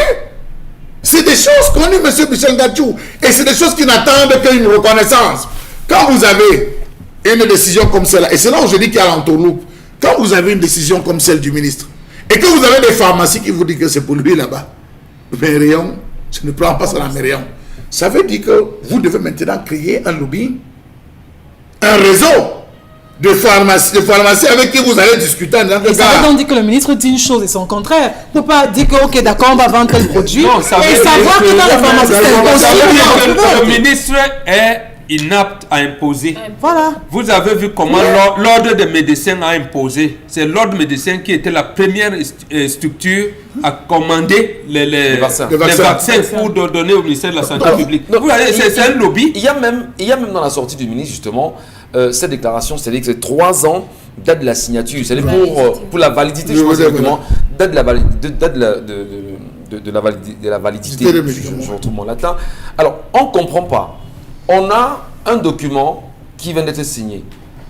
À quel moment est-ce qu'on va produire? Sur quelle fréquence on va produire les médicaments? Comment les mettre dans les rayons pour être sûr que d'ici 3 ans, on va les consommer quand même? Dans 5 ans. Mais c'est une entourloupe, monsieur Michel Gachou. Et c'est là, vous voyez, on a appelé... C'est de la diversion quand même. Une grosse diversion. Disons-le. Monsieur Michel Gachou, je m'attendais à ce que le ministre décide en Quel accompagnement du ministre? Non, que le ministre décide que, voilà, après avoir siégé, nous avons pris que la Thémicia, désormais conditionnée sous tant et tout, sera reconnue. On peut l'avoir dans les réunions pour le traitement de paludisme, pour ci, pour ça. Le médicament tant ou typhoïde, je ne sais pas n'importe quoi qu'on va donner, sera reconnu. Et pour elle, en cas de typhoïde, donc vous avez le choix entre prendre des médicaments liés au paludisme. Vous allez vous rendre compte dans les farms, les hôpitaux, on doit retrouver ces différents produits. Vous savez que ça avait créé un problème au niveau de Yaoundé, notamment dans les centres de Oka, où vous avez des gens, je le dis parce qu'il y a eu plein de témoignages, où les gars étaient pris en charge, mais à un moment donné, monsieur Michel Gachou, ça ne donnait pas, certaines personnes envoyaient les membres de leur famille aller acheter les médicaments de Monseigneur Cléda. On a eu ces témoignages. On a eu ces témoignages de Monseigneur Cléda, où le gars s'est filmé, il s'est filmé, il a dit que les histoires, je ne prends plus, il a commencé à prendre jusqu'à retrouver guérison. Pourquoi non? Lorsqu'on arrive à ceci, on ne dit pas clairement, ça soigne, jetez-vous dans, c'est vrai. Vous savez que la dernière actualité avec la mort du président Moïse Jovenel a fait état de ceci comme celui que nous disait que c'est le fait pour eux d'avoir... Tout peut se dire. Oui, aussi, non, on va pas aussi occulter, il n'y a pas de fumée sans feu. Donc on va se retrouver à dire que est-ce que ce n'est peut-être pas ça qui pousse ces responsables, mais même le palu, même les simples cataplasmes. Mais monsieur Michel Gachou, vous avez une blessure. Nous avons un monsieur Michel Gachou. Aujourd'hui, on a des femmes, qui ont fait le Njansang, je parle trivialement. Elles ont fait le Njansang à telle enseigne que la moindre blessure ne parvient pas à cicatriser. Ouais. Vous avez un Camerounais qui a mis sur pied un produit à part de la barbe d'escargot, où vous passez juste pour ce type de peau, vous passez juste, vous gommez à ce niveau, ça réussit à reconstituer en un temps record et à cicatriser. Mais voilà des produits que la Commission nationale du médicament devait valider. On est d'accord. Absolument d'accord. Pourquoi est-ce qu'il faut attendre les bandelettes, je ne sais pas, de n'importe qui va arriver de France, qui va arriver des États-Unis, alors qu'on a sur le plan des trucs naturels? Je voudrais justement, Richard Lamembachou, vraiment, quand on vous entend, on entend cette colère, on essaie justement de la réaliser, on va plus loin. Et là, ce qui m'anime personnellement, Chalamel, Mbombock, Isabelle et Dominique, c'est que vous vous rendez compte que le mal est profond en termes de déculturation. Je ne sais pas si c'est le thème. C'est-à-dire le Camerounais ou l'Africain, si vous voulez, pour certains Africains, pour certains Camerounais qui nous regardent, tellement ils ont adopté les valeurs des Blancs, entre guillemets, le Blanc a su quand même entrer. Vous amener à oublier les valeurs que vous avez. Au point aujourd'hui, quand vous êtes malade, si on ne vous amène pas dans un centre hospitalier, alors que les solutions sont connues, il y a un problème. Comment revenir donc à ces fondamentaux? Dominique le disait tout à l'heure. Créer des pharmacies traditionnelles, avoir des centres intégrés traditionnels, appuyer la pharmacopée traditionnelle. On a donc une commission nationale du médicament qui est portée sur les produits conventionnels. Qu'on ait une convention nationale du médicament portée sur les produits issus de la pharmacopée. Simplement au niveau du Cameroun. Oui, c'est ce qu'on a besoin. Le Cameroun n'a pas... Vous avez 38 thèses qui portent sur plusieurs médicaments et pathologies soignés par les plans naturels. C'est à l'université. 38 thèses. Alors, déjà validées. 38 thèses. Et connues par l'État du Cameroun. Refusées par l'État du Cameroun de les mettre justement l'année dernière, une étudiante de l'université, de l'université de Douala a mis en place un médicament qui soigne le palu. Je ne dis pas que c'est qui soigne le plasmodium dans le sang. Ça, ce n'est pas les bimaladies que vous voyez là qui enlève un plasmodium dans le sang. Merci. Est-ce que Malaouda vous en fait état? Non. On va prendre des messages d'Isabelle Carrozopet, mais dire en même temps que c'est énervant, c'est choquant, c'est frustrant et on a le sentiment que tout est fait à dessein pour tuer le Cameroun. C'est fait à dessein. Voilà. Bonjour à vous en studio. Je pense que quand une femme est dotée, ayant enfanté des enfants, déjà le remboursement de la dot ne peut que rembourser la dot si cette femme n'a pas enfanté avec cette femme en question. On peut rembourser la dot. Il dit qu'on peut rembourser la dot si la femme en question n'a pas, ça n'existe pas, n'a pas enfanté. On ne dote pas la femme pour qu'elle fasse des enfants. Ça, ce serait revenu à ceci que la femme stérile et chez les Bantous est une femme rejetée et marginalisée. Non, on ne peut pas l'accepter, non. Elle a d'ailleurs beaucoup de mbombo dans la concession plus que les autres femmes. On poursuit. Bonjour Equinox, ma préoccupation au niveau de la colère. Je voudrais savoir s'il faut continuer à parler de médecine africaine ou médecine traditionnelle. Je pense que nous devons choisir l'expression médecine naturelle, parce que sur le plateau, on vous parlait de médecine africaine, médecine traditionnelle. Je vais dire aussi que si les Camerounais comptent sur leurs dirigeants pour leurs problèmes de santé, ils vont encore bien attendre. Détendons. On parle même de la médecine douce. On parle de la médecine douce. On parle de la médecine chinoise, non? Voilà. Absolument. On peut dire Pourquoi on ne parle pas de la médecine africaine? Il y a une médecine thaïlandaise aujourd'hui, une médecine haïtienne. Bonjour, par rapport à la colère, il y a tellement de charlatans qu'on ne sait à quel sens se vouer. Vous entrez dans un car de transport, on vous donne un médicament et puis une fois rentré à la maison, vous vous retrouvez en train d'avoir d'autres symptômes, d'être mal en point, au point de finir dans un centre hospitalier. Franchement, je ne comprends rien. Et vous avez plus de centres de santé de filous, de charlatans, ou des individus, comment je veux dire, s'inventent à tout, se découvrent dans tout. Vous voyez un centre de santé, on dit on fait chirurgie, petite chirurgie, grande chirurgie, vous avez ceci, mais vous vous demandez mais où sont les plateaux techniques. Mais c'est ça, et l'État n'a pas réussi à combattre ces centres de santé. Mais c'est l'État qui a institué ce bordel. Voilà. Parce que ces centres ont commencé à obtenir leur agrément au ministère de l'Agriculture. Les GIC santé, l'agrément des GIC s'obtenait auprès du ministère de l'Agriculture. Comment le ministère de l'Agriculture peut te donner un agrément pour exercer la médecine? Qu'est-ce qu'on fait pour en sortir? Qu'est-ce qu'on fait pour sortir? On se bat pour se débarrasser du système au jour là, pour utiliser le nom des UP6. Autre message, Isabelle Caron. Tata Jo qui nous écrit, Père Membor, j'aimerais comprendre pourquoi quand un homme fait des enfants avec une femme avant la dot et que sa mère n'avait pas été dotée, le beau-fils doit doter la mère et la fille.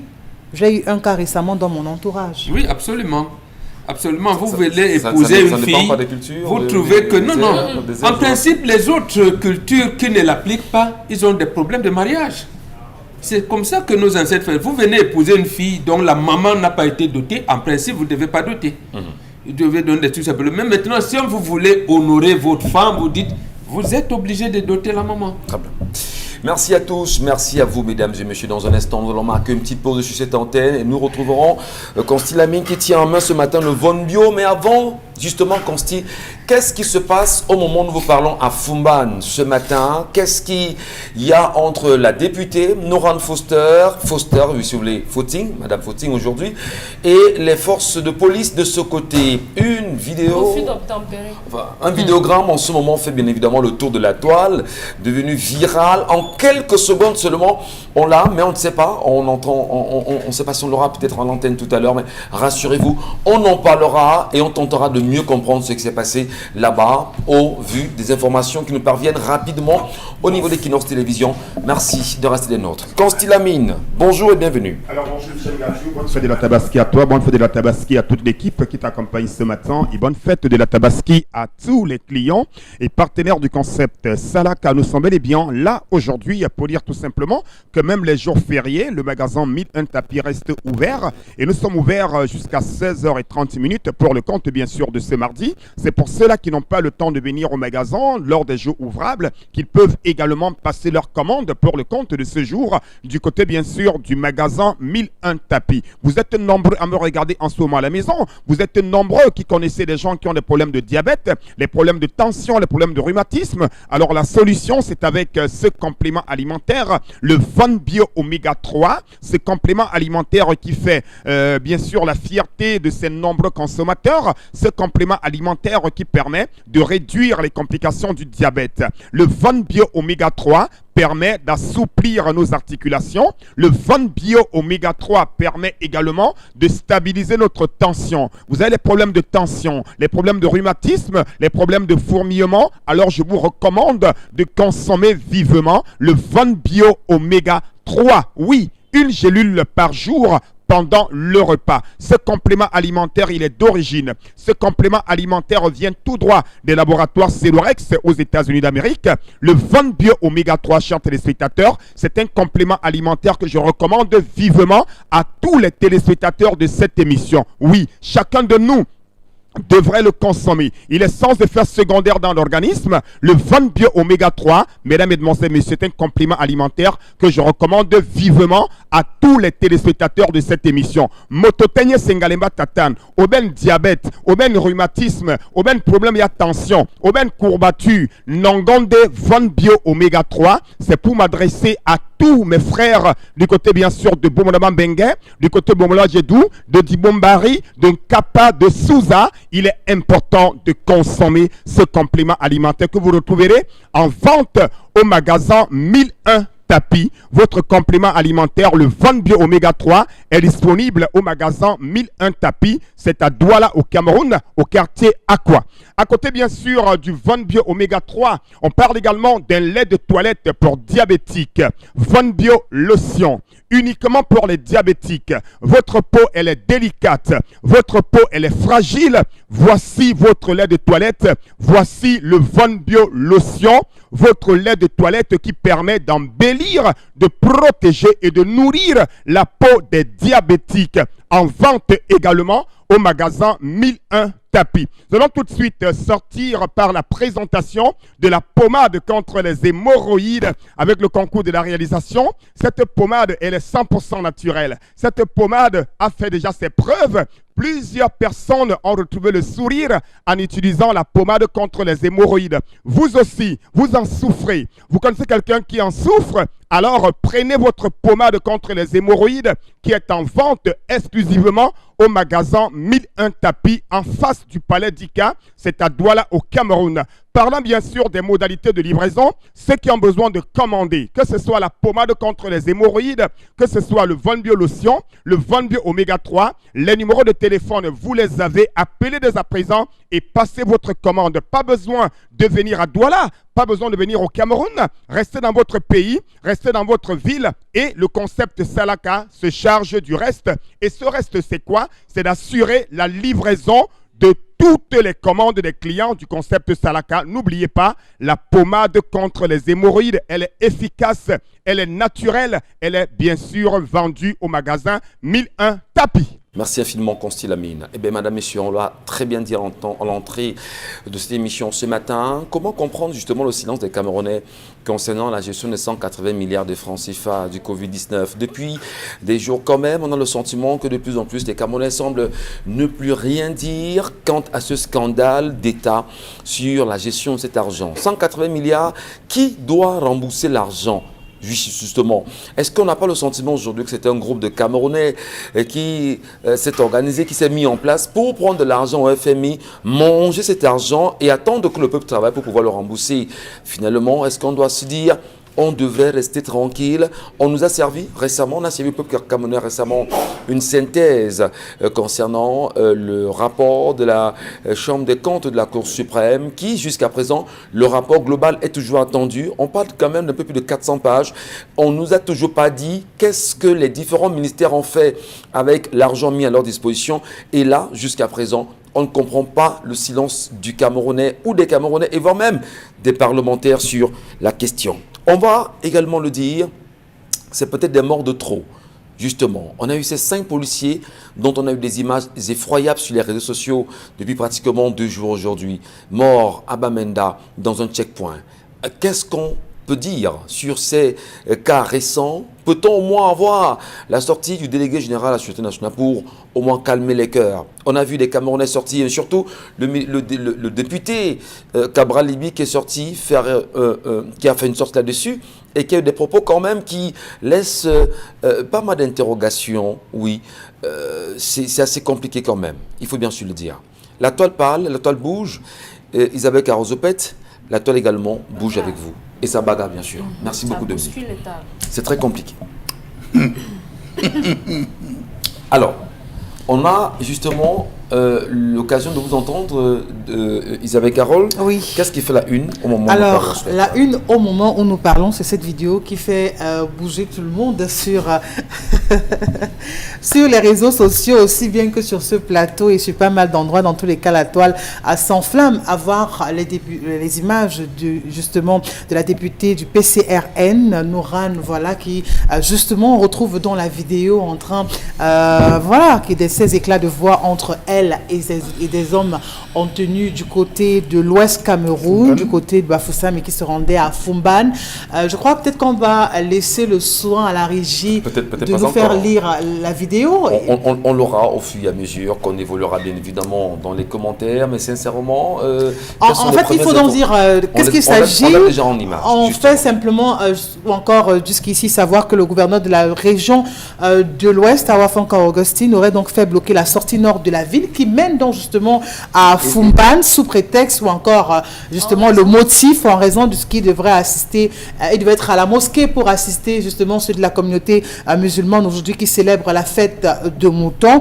Et il faut noter que la députée Nourane était en partance pour Fumban avec sa famille pour justement la même occasion. Voilà, et dans été stoppé net en cours de chemin parce que sous ordre bien évidemment du gouverneur qui a demandé donc bien évidemment que cette route précisément à ce niveau soit barrée, toute chose qu'elle n'a pas digérée parce qu'elle a voulu pouvoir bel et bien vaquer à ses occupations. Et il a mal digéré le fait que le gouverneur prenne sur lui de pouvoir barrer ses routes. On va regarder la vidéo et revenir derrière avec le concours de la régie.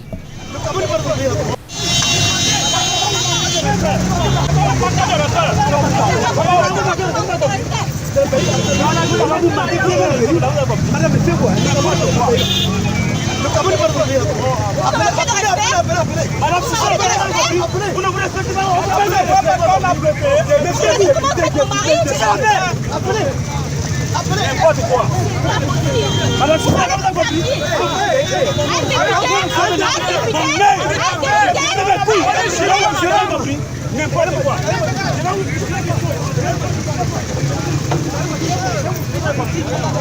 Mon ami, c'est une députée. Que vraiment on observe des camps, il y en a qui pensent justement que vraiment cette décision du gouverneur n'était peut-être pas la bonne parce que même si c'est rendu à la mosquée, il devrait au moins laisser que les gens puissent vaquer paisiblement à leurs occupations. Il y en a qui pensent d'un côté, bien évidemment, qu'il s'agit tout de même d'un député. Je relate ce que disent les réseaux sociaux et ensuite vous aurez votre temps de parole. Michel Ngachou, tu brûles. Non, c'est pas mon temps de parole. Non, c'est que je suis là pour modérer. Hein. Je n'ai pas de commentaire là-dessus. C'est pas nouveau qu'on ferme là. Voilà, c'est pas nouveau, premièrement, voilà. Mais deuxièmement, l'attitude de la députée aujourd'hui. Et de son mari qui bagarre devant. En début de vidéo, on peut voir, hein, c'est pas quelqu'un qui dit, il faut regarder les premières secondes. Voilà. Je ne sais pas si son mari, on aurait dit son mari qui bagarre devant ou pas, mais on va quand même le dire. L'attitude de la députée aujourd'hui, on est quand même député de la nation. Il y a un droit de réserve, il y a une attitude, il y a un comportement. Bon, Bengan, je commence par vous. Vous avez réalisé ces vidéogrammes, cette image. Qu'est-ce qu'on dit de la députée Nourane aujourd'hui? Comme je l'avais dit pour Madame Tamouane Ondjamjoya, c'est un problème d'éducation. Oui, c'est un problème d'éducation. C'est pas un problème. C'est pas un problème ça.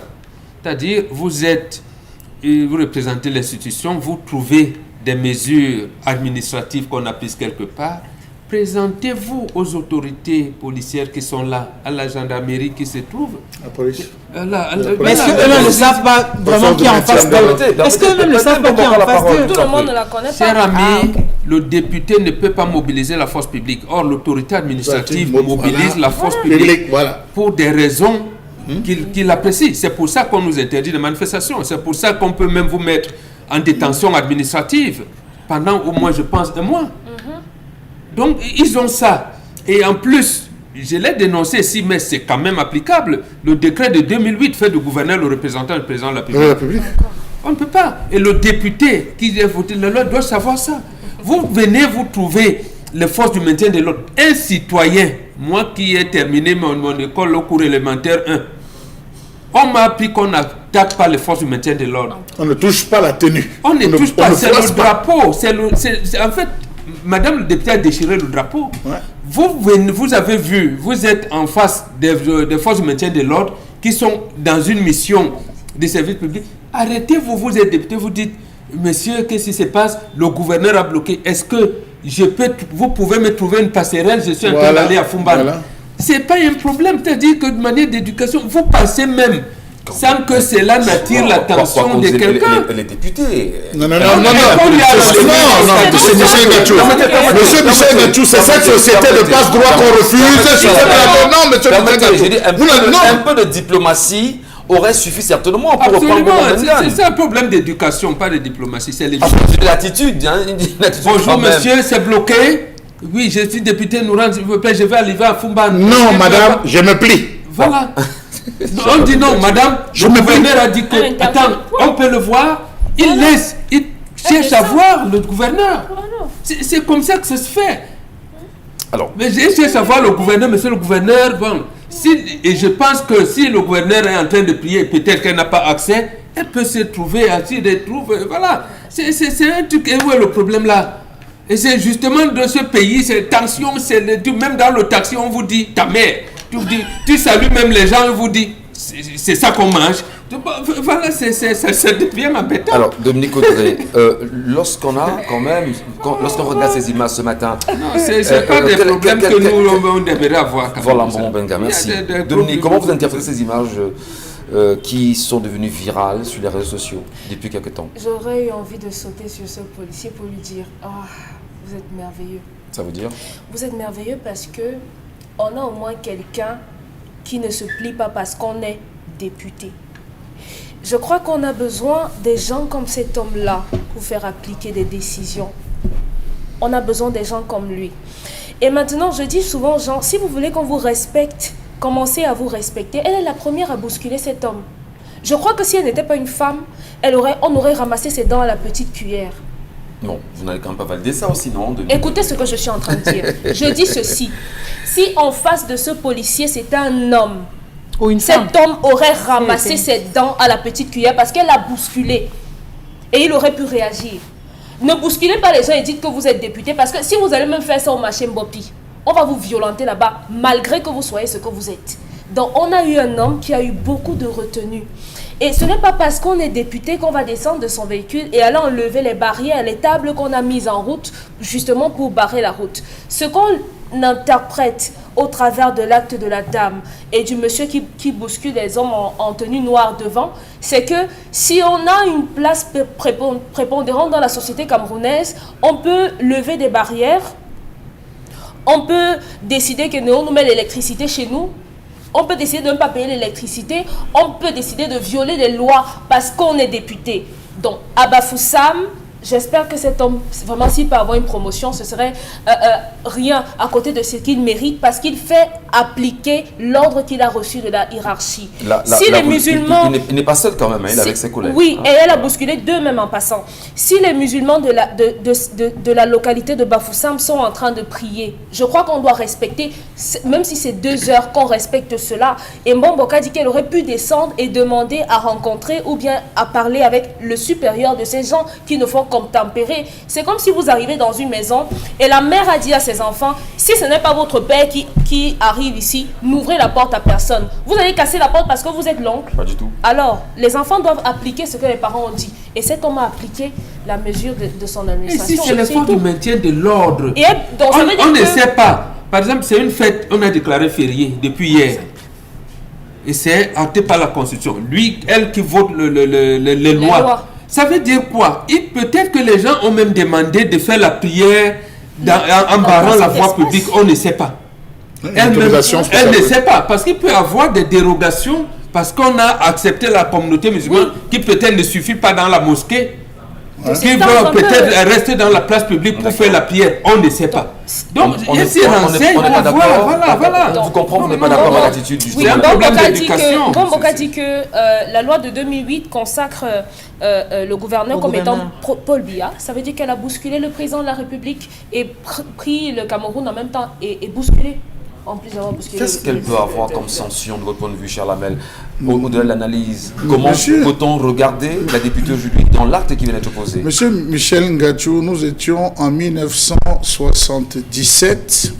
Le chef de l'État, Amadou Ahidjo, devait faire une sortie Il devait se rendre, M. Michel Ngatou, je pense bien au stade omnisport. Il avait choisi de passer devant la pharmacie du Soleil, là au niveau du commissariat central. Dans cet axe, on avait bloqué le carrefour. Il y avait un policier à qui on avait confié de gérer, bloquer, que les véhicules ne passent pas. On attend le chef de l'État, le convoi, l'heure auquel la voiture du chef de cortège devait passer, n'est pas passée. Et il y a une dame, on signale au policier qu'il y a une dame dans le véhicule qui veut accoucher et qui vraiment elle est en train de perdre les os, il faut qu'elle passe. Alors le gars se met à réfléchir, dit qu'est-ce que je dois faire? Qu'est-ce qu'il fait? Il bloque la circulation et demande aux gens de passer. Entre-temps, le cortège arrive, on signale au cortège qu'on a ouvert la voie et tout. Les gars descendent, on serre le véhicule, le chef d'État, demande qu'on serre le véhicule, on pose la question, il dit je ne fais que mon travail. Cette femme, il y a une femme qui avait une situation, il fallait qu'elle ait accouché un Camerounais important. On l'a pris, on l'a gardé au commissariat, mais après il a été reçu par le chef de l'État qui l'a félicité par rapport à ce travail. Il ne faisait que son travail. On peut le faire aujourd'hui? Non, j'ai dit il ne faisait que son travail, M. Michel Ngatou. Alors ces policiers qui sont là ne faisaient que leur travail. Ils ont reçu une instruction. L'instruction, messieurs, personne n'entre, personne ne sort. Vous allez tout de suite à Nebel, en Kouloulou, l'axe de Kouloulou, vous ne passerez pas. C'est barré depuis l'entrée parce que tout au niveau du Congo, là, c'est des mosquées. Il y a des mosquées des Sénégalais, des mosquées des Maliens. Ils sont en train de prier, vous ne passez pas. Et le vendredi même, ils n'ont pas besoin d'autorisation. Vous savez que la qualité d'embouteillage qu'il y a, vous ne passerez jamais dans cette zone. Pourquoi n'a-t-elle pas respecté le principe de la religiosité des autres, M. Michel Ngatou? Cet axe, on a dû en faire. Que ce soit à Yaoundé, vous verrez les reportages. À Yaoundé, partout, à Eboloba, ce jour, toutes les autorités vont célébrer le principe de l'écuménisme, vont célébrer avec les musulmans. On leur réserve un espace dans les différentes mosquées pour venir s'asseoir et accompagner la communauté. Ça mobilise. Nous sommes en période où il y a des ambassoniens. La sécurité, M. Michel Ngatou, est de haut vol. Vous vous rappelez qu'à une certaine fête, il y avait eu des explosions. Sans communauté. Non, monsieur Michel. Les séparatistes encore, c'est mieux. Voilà. Employez tout ce que vous voulez comme expression, on va toujours revenir à la même chose. Il y a une sécurité maximale qu'on met en cette période de fête pour se rassurer. Lorsque la députée arrive, et encore elle est avec sa famille, elle est avec ses enfants, elle est en train de démontrer à ses enfants que lorsque vous êtes quelqu'un dans ce pays, vous pouvez tout faire passer. Quelle éducation donne-t-elle dès cet instant à ses enfants? C'est dire à ses enfants que parce que vous êtes Noura Fouting, vous traversez avec une violence barbare? Non. Je crois. S'il y a eu parlementarisme, je ne sais pas. S'il y a eu parlementarisme au début, elle aurait dit, je suis telle, vraiment j'ai peut-être un enfant qui est souffrant, j'ai un enfant qui a ceci, permettez-moi de traverser la voie. Ou bien moi aussi, je vais aller prier à Fumban. Oui, moi aussi je vais aller prier. Voilà, par exemple. Y a-t-il Voilà, j'ai rendez-vous avec le sultan. Voilà. Elle aurait dit de manière simple, on lui aurait dit non. Et rassurez-vous, c'est plusieurs policiers, comme vous voyez, c'est plusieurs policiers. Ça suppose qu'il y a eu un manque de respect à un certain niveau. Ça peut ne pas être elle, madame la députée, ça peut être sa garde reprochée, ça peut être un de ses responsables, une de ses familles, un responsable de la famille proche, qui a débordé d'un excès de zèle, quand vous regardez la vidéo, un excès de zèle. Que doit-on le Cameroun aujourd'hui, Isabelle Caron? Des excuses publiques de la députée de Nord, Ron Fusting, ou bien il va falloir seulement que l'Assemblée nationale prenne, on va dire, des sanctions à son endroit. Qu'est-ce que vous préconisez? Je crois d'abord que quand je lis et je relis la vidéo en question, ce qui est aussi question encore normal aussi de pointer du doigt à l'autre ou encore d'arriver à un stade où il faut hausser les tons, que ce soit justement de la part de ces hommes en tenue ou de sa part à elle. Je pense que même si on est un homme en tenue, on a aussi l'obligation de pouvoir s'adresser comme il se doit, même si on vous interpelle en route pour vous demander de vous présenter ou alors de présenter justement les papiers de la voiture. Il y a une certaine posture et il y a le ton qui va avec. Je crois que ce sont des éléments quand même qui sont importants. L'approche. Moi, je dis, je ne sais pas comment ces personnes l'ont approché, mais dans la vidéo, on voit comment ces hommes en tenue sont en train de la pointer du doigt en signe de menace. Moi, je crois que c'est des attitudes également qu'il faut condamner. Mais lorsqu'on porte quand même la main sur... Vous voyez la barrière, les policiers n'étaient pas cachés. Oui. Les policiers n'étaient pas cachés. Première des choses, vous clignotez, vous stoppez. D'abord. Vous stoppez. c'est d'abord ça. Dès qu'il y a la barrière, en tant d'abord. que député de la nation, on doit d'abord s'enquérir. Qu'est-ce qui se passe? Pourquoi bloque-t-on la voie? Je suis d'accord, je sais que je dis, ma lecture, je décris d'abord ce type de comportement de leur part. Maintenant, par la suite, le fait qu'elle soit députée, ça veut dire qu'elle a doublement l'obligation de pouvoir montrer le bon exemple. Là, on est d'accord là-dessus, de ce que vraiment c'est elle qui devrait incarner certaines valeurs ou alors dégager certaines ondes positives ou encore de montrer aux autres que voilà justement le chemin à suivre. On ne s'arrête pas seulement sur les réseaux sociaux pour dire ok d'accord, on était dans tel village, tel autre village, on était avec sa famille dans tel ou tel autre lieu. On est aussi là pour pouvoir éduquer.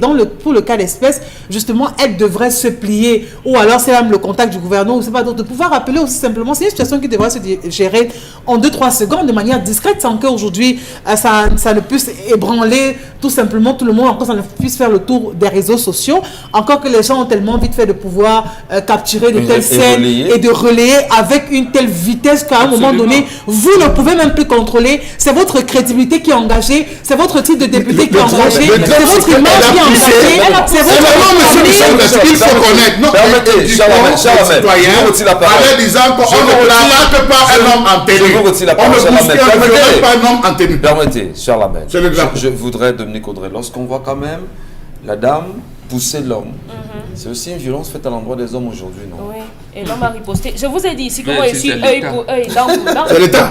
Il a Si violé c'est l'État, ce n'est C'est pas pas un homme. l'homme. Il a violenté. Si le gars représente l'État, Je vous ai dit que moi je suis pour le œil pour œil, dent pour dent. Si vous faites du mal à quelqu'un, on doit vous le rendre. Dans ce cas, oui. Si vous tapez la fille de quelqu'un, on doit vous taper dessus. Si la fille vous tape, Non, Dominique. hein? Je ne suis pas d'accord. Ah, vous n'êtes pas d'accord, ne pleurez donc pas lorsqu'elle se comporte comme ça. Oui, ça c'est une violence faite aux femmes et je suis d'accord avec moi. Faites aux hommes. Oui, faites aux hommes. Ce Tellement matin. on a l'habitude. Ouais. Oui, tellement on a vu la promptitude avec laquelle elle est descendue de la voiture. Que vous savez, les mots de Yaoundé là, tu sais qui je suis, tu me connais, tu sais qui je suis dans cette république. Charlamagne, vous voulez parler justement d'un texte de loi quand même mis en place par l'État du Cameroun qui interdit que l'on porte la main sur un agent de police de sucre en tenue quand Monsieur même. Michel Ngachou, ils sont combien de policiers autour de la députée? C'est pas un, c'est pas deux, c'est pas trois, c'est plus. Et il y a d'autres de Vous voyez devant la vidéo, si on la repasse au début, pendant qu'il y a ceux qui échangent de manière violente avec la députée, devant il y a un homme en blanc qui veut vraiment, peut-être c'est la sécurité du gouverneur, en découdre. Je ne sais pas si c'est l'époux de la députée, parce que quand on est en train de regarder... Non, permettez, monsieur Michel, c'est important de le dire. Est-ce qu'ils vont en découdre? Qu'est-ce qui s'est passé? Est-ce qu'on est en train d'enlever les barricades? C'est déjà une faute, hein, monsieur Michel Ngachou. Que vous trouvez une barricade de la police, vous l'enforcez. Quel que soit votre niveau, c'est déjà... Vous venez de commencer flagrant, monsieur Michel Ngachou.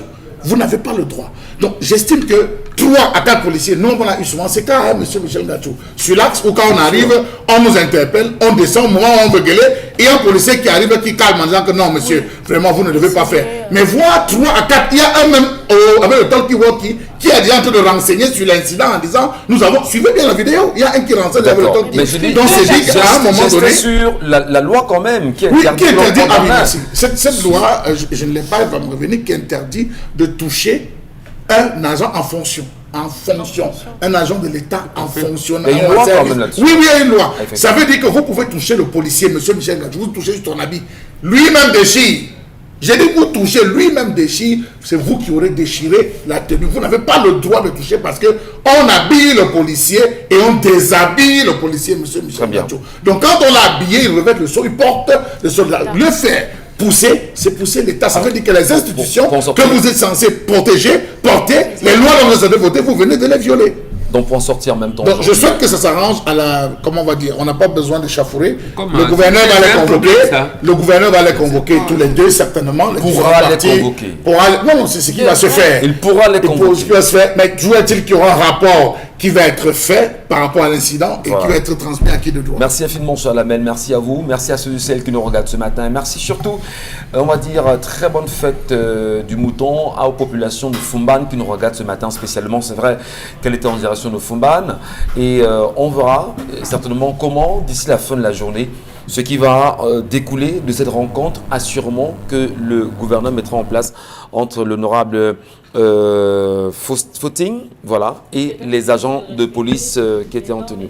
Ben voilà, mais entre-temps, le député Salamana n'a pas encore présenté les excuses Jusqu'à à l'ensemble du Salamana FSNC. au nord. Oui, il n'a pas Voilà. encore présenté lui-même aussi les excuses. En l'espace C'est grave, de- en hein. l'espace C'est d'une grave semaine quand dans, même, dans cet hémicycle, hein. C'est grave avec le 10e législature. Merci beaucoup, Charles Bachou. Allez, à nouveau, quand Silami nous retrouve, cette fois-ci, c'est pour nous parler du correcteur de posture. Et là, il est avec nous.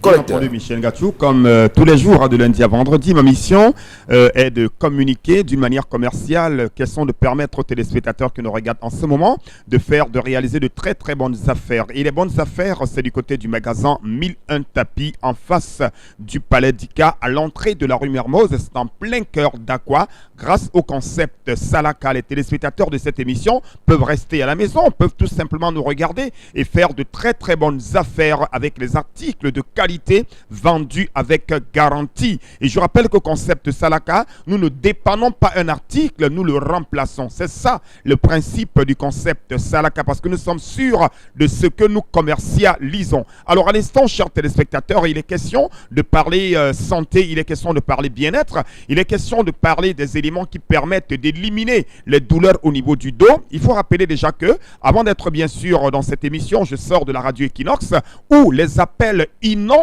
du côté bien sûr du magasin 1001 tapis. Ces nombreux auditeurs de la radio Equinox, chacun veut s'arracher un correcteur de posture. Alors j'aimerais également que les téléspectateurs qui nous regardent en ce moment en font autant, parce qu'il est important d'avoir cette jaquette médicale. Il est important d'avoir le correcteur de posture parce qu'il présente plusieurs avantages, chers téléspectateurs. Le correcteur de posture permet de redresser notre dos. Le correcteur de posture permet d'éliminer les douleurs au niveau du dos. Je ne parle pas au niveau des reins, parce qu'il y a des téléspectateurs qui viennent au magasin croyant que c'est pour les reins. Parlant bien sûr des reins, nous aurons la solution dans quelques semaines pour éradiquer les douleurs au niveau des reins. Mais pour l'instant, nous restons avec le dos, nous restons avec les épaules, nous restons avec le cou pour éradiquer les douleurs au niveau de ces parties du corps. Et l'élément qui permet de le faire, c'est bien entendu le correcteur de posture. Le correcteur de posture permet également de nous prévenir contre le mal de dos. Oui, parce que quand on passe le temps à conduire un véhicule, quand on passe le temps à s'asseoir régulièrement, quand on passe le temps à faire les travaux durs, on est exposé aux douleurs du dos. On est exposé à ces douleurs-là, raison pour laquelle je recommande à tous nos téléspectateurs c'est-à-dire de se prévenir contre les douleurs du dos. Et pour le faire, il faudrait avoir le correcteur de posture. Il faudrait avoir le correcteur de posta. Donc, mototenye sengalema tatan. Basango na banyango. O sengalete sese o mongo. O sengalete sese o nyingo. O sengalete sese o makata. Yande au magasin 1001 tapis. O nonge correcteur de posta. You do ya bat for your dos. You do ya bat for your neck. You do ya bat for your épaule. Just come for magasin 1001 tapis and buy ya correcta de posta. Correcta de posta na fine jaquette médicale. La bonne nouvelle reste demeure celle-ci. Jusqu'à la fin du mois de juillet, à savoir le 31 juillet, vous achetez un correcteur de posture au prix de 10 000 francs. Le second vous est offert gratuitement. C'est une manière de dire merci à tous les clients, de leur récompenser, d'être aux côtés de ces clients-là, de faire de très bonnes affaires. Je rappelle que jusqu'au 31 juillet, un correcteur de posture acheté au prix de 10 000 francs. Le second vous est offert gratuitement. C'est pour dire tout simplement au concept de Salaka en ce moment, buy one, take two with the corrector de posture. You buy one corrector de posture for 10,000, then they give you second corrector de posture, jaw. Donc, come from magasin 1001 tapis and take your corrector de posture for 10,000 francs. And when you buy them for 10,000 francs, then go give you second corrector de posture, jaw. Mototenye sengalemba tatan tete na ponda. Wandite correcteur de posture pour domla lokodi. Deuxième correcteur de posture, yende gratuit. Le magasin 1001 tapis est situé en face le palais d'Ika. C'est à Douala au Cameroun. Profitez de la promotion et achetez un correcteur et recevez le second gratuitement. Silamine, merci beaucoup, merci infiniment pour ce passage également ce matin, et nous portons comme chaque matin le regard sur les faits de société. On va aussi le dire qu'à travers la rubrique consacrée aux réseaux sociaux ce matin, il y a une petite leçon quand même ici, c'est de dire qu'il faut non seulement respecter les agents, les hommes en tenue, mais il faudra également que les hommes en tenue, pour ceux que nous connaissons quand même, qui sont très imbus, qui parlent très mal aux citoyens, qui ne savent pas justement comment écouter et orienter les Camerounais, quand on soit peu, que les hommes en tenue qui nous regardent ce matin sachent que nous vous regardons. Il y en a qui vous interpellent. Le petit renseignement, monsieur, vous ne m'apprenez pas mon travail. Monsieur, c'est un renseignement simplement. Donc, il faut s'y voir. Est-ce qu'ici, les policiers, en menant une réelle enquête, ont respecté au moins, on va dire, pour sortir hein. Je n'aime pas le commerce de détail, j'aime le commerce en gros. C'est un problème d'éducation de la société. Nous avons peut-être 98% des Camerounais instruits, mais 2% sont éduqués. C'est ça le problème. Donc éduquons-nous. Ça va nous éviter de tels écarts de langage, d'écarts de conduite. Merci infiniment. Merci à vous, cher Lamel. Merci Mbambor. Merci Dominique Audrey, Isabelle Carozoupé, madame, messieurs. Restons vigilants, allumons nos cerveaux, car demain nous appartient. Le Cameroun doit être reconstruit et avec les Camerounais. À demain, 10h.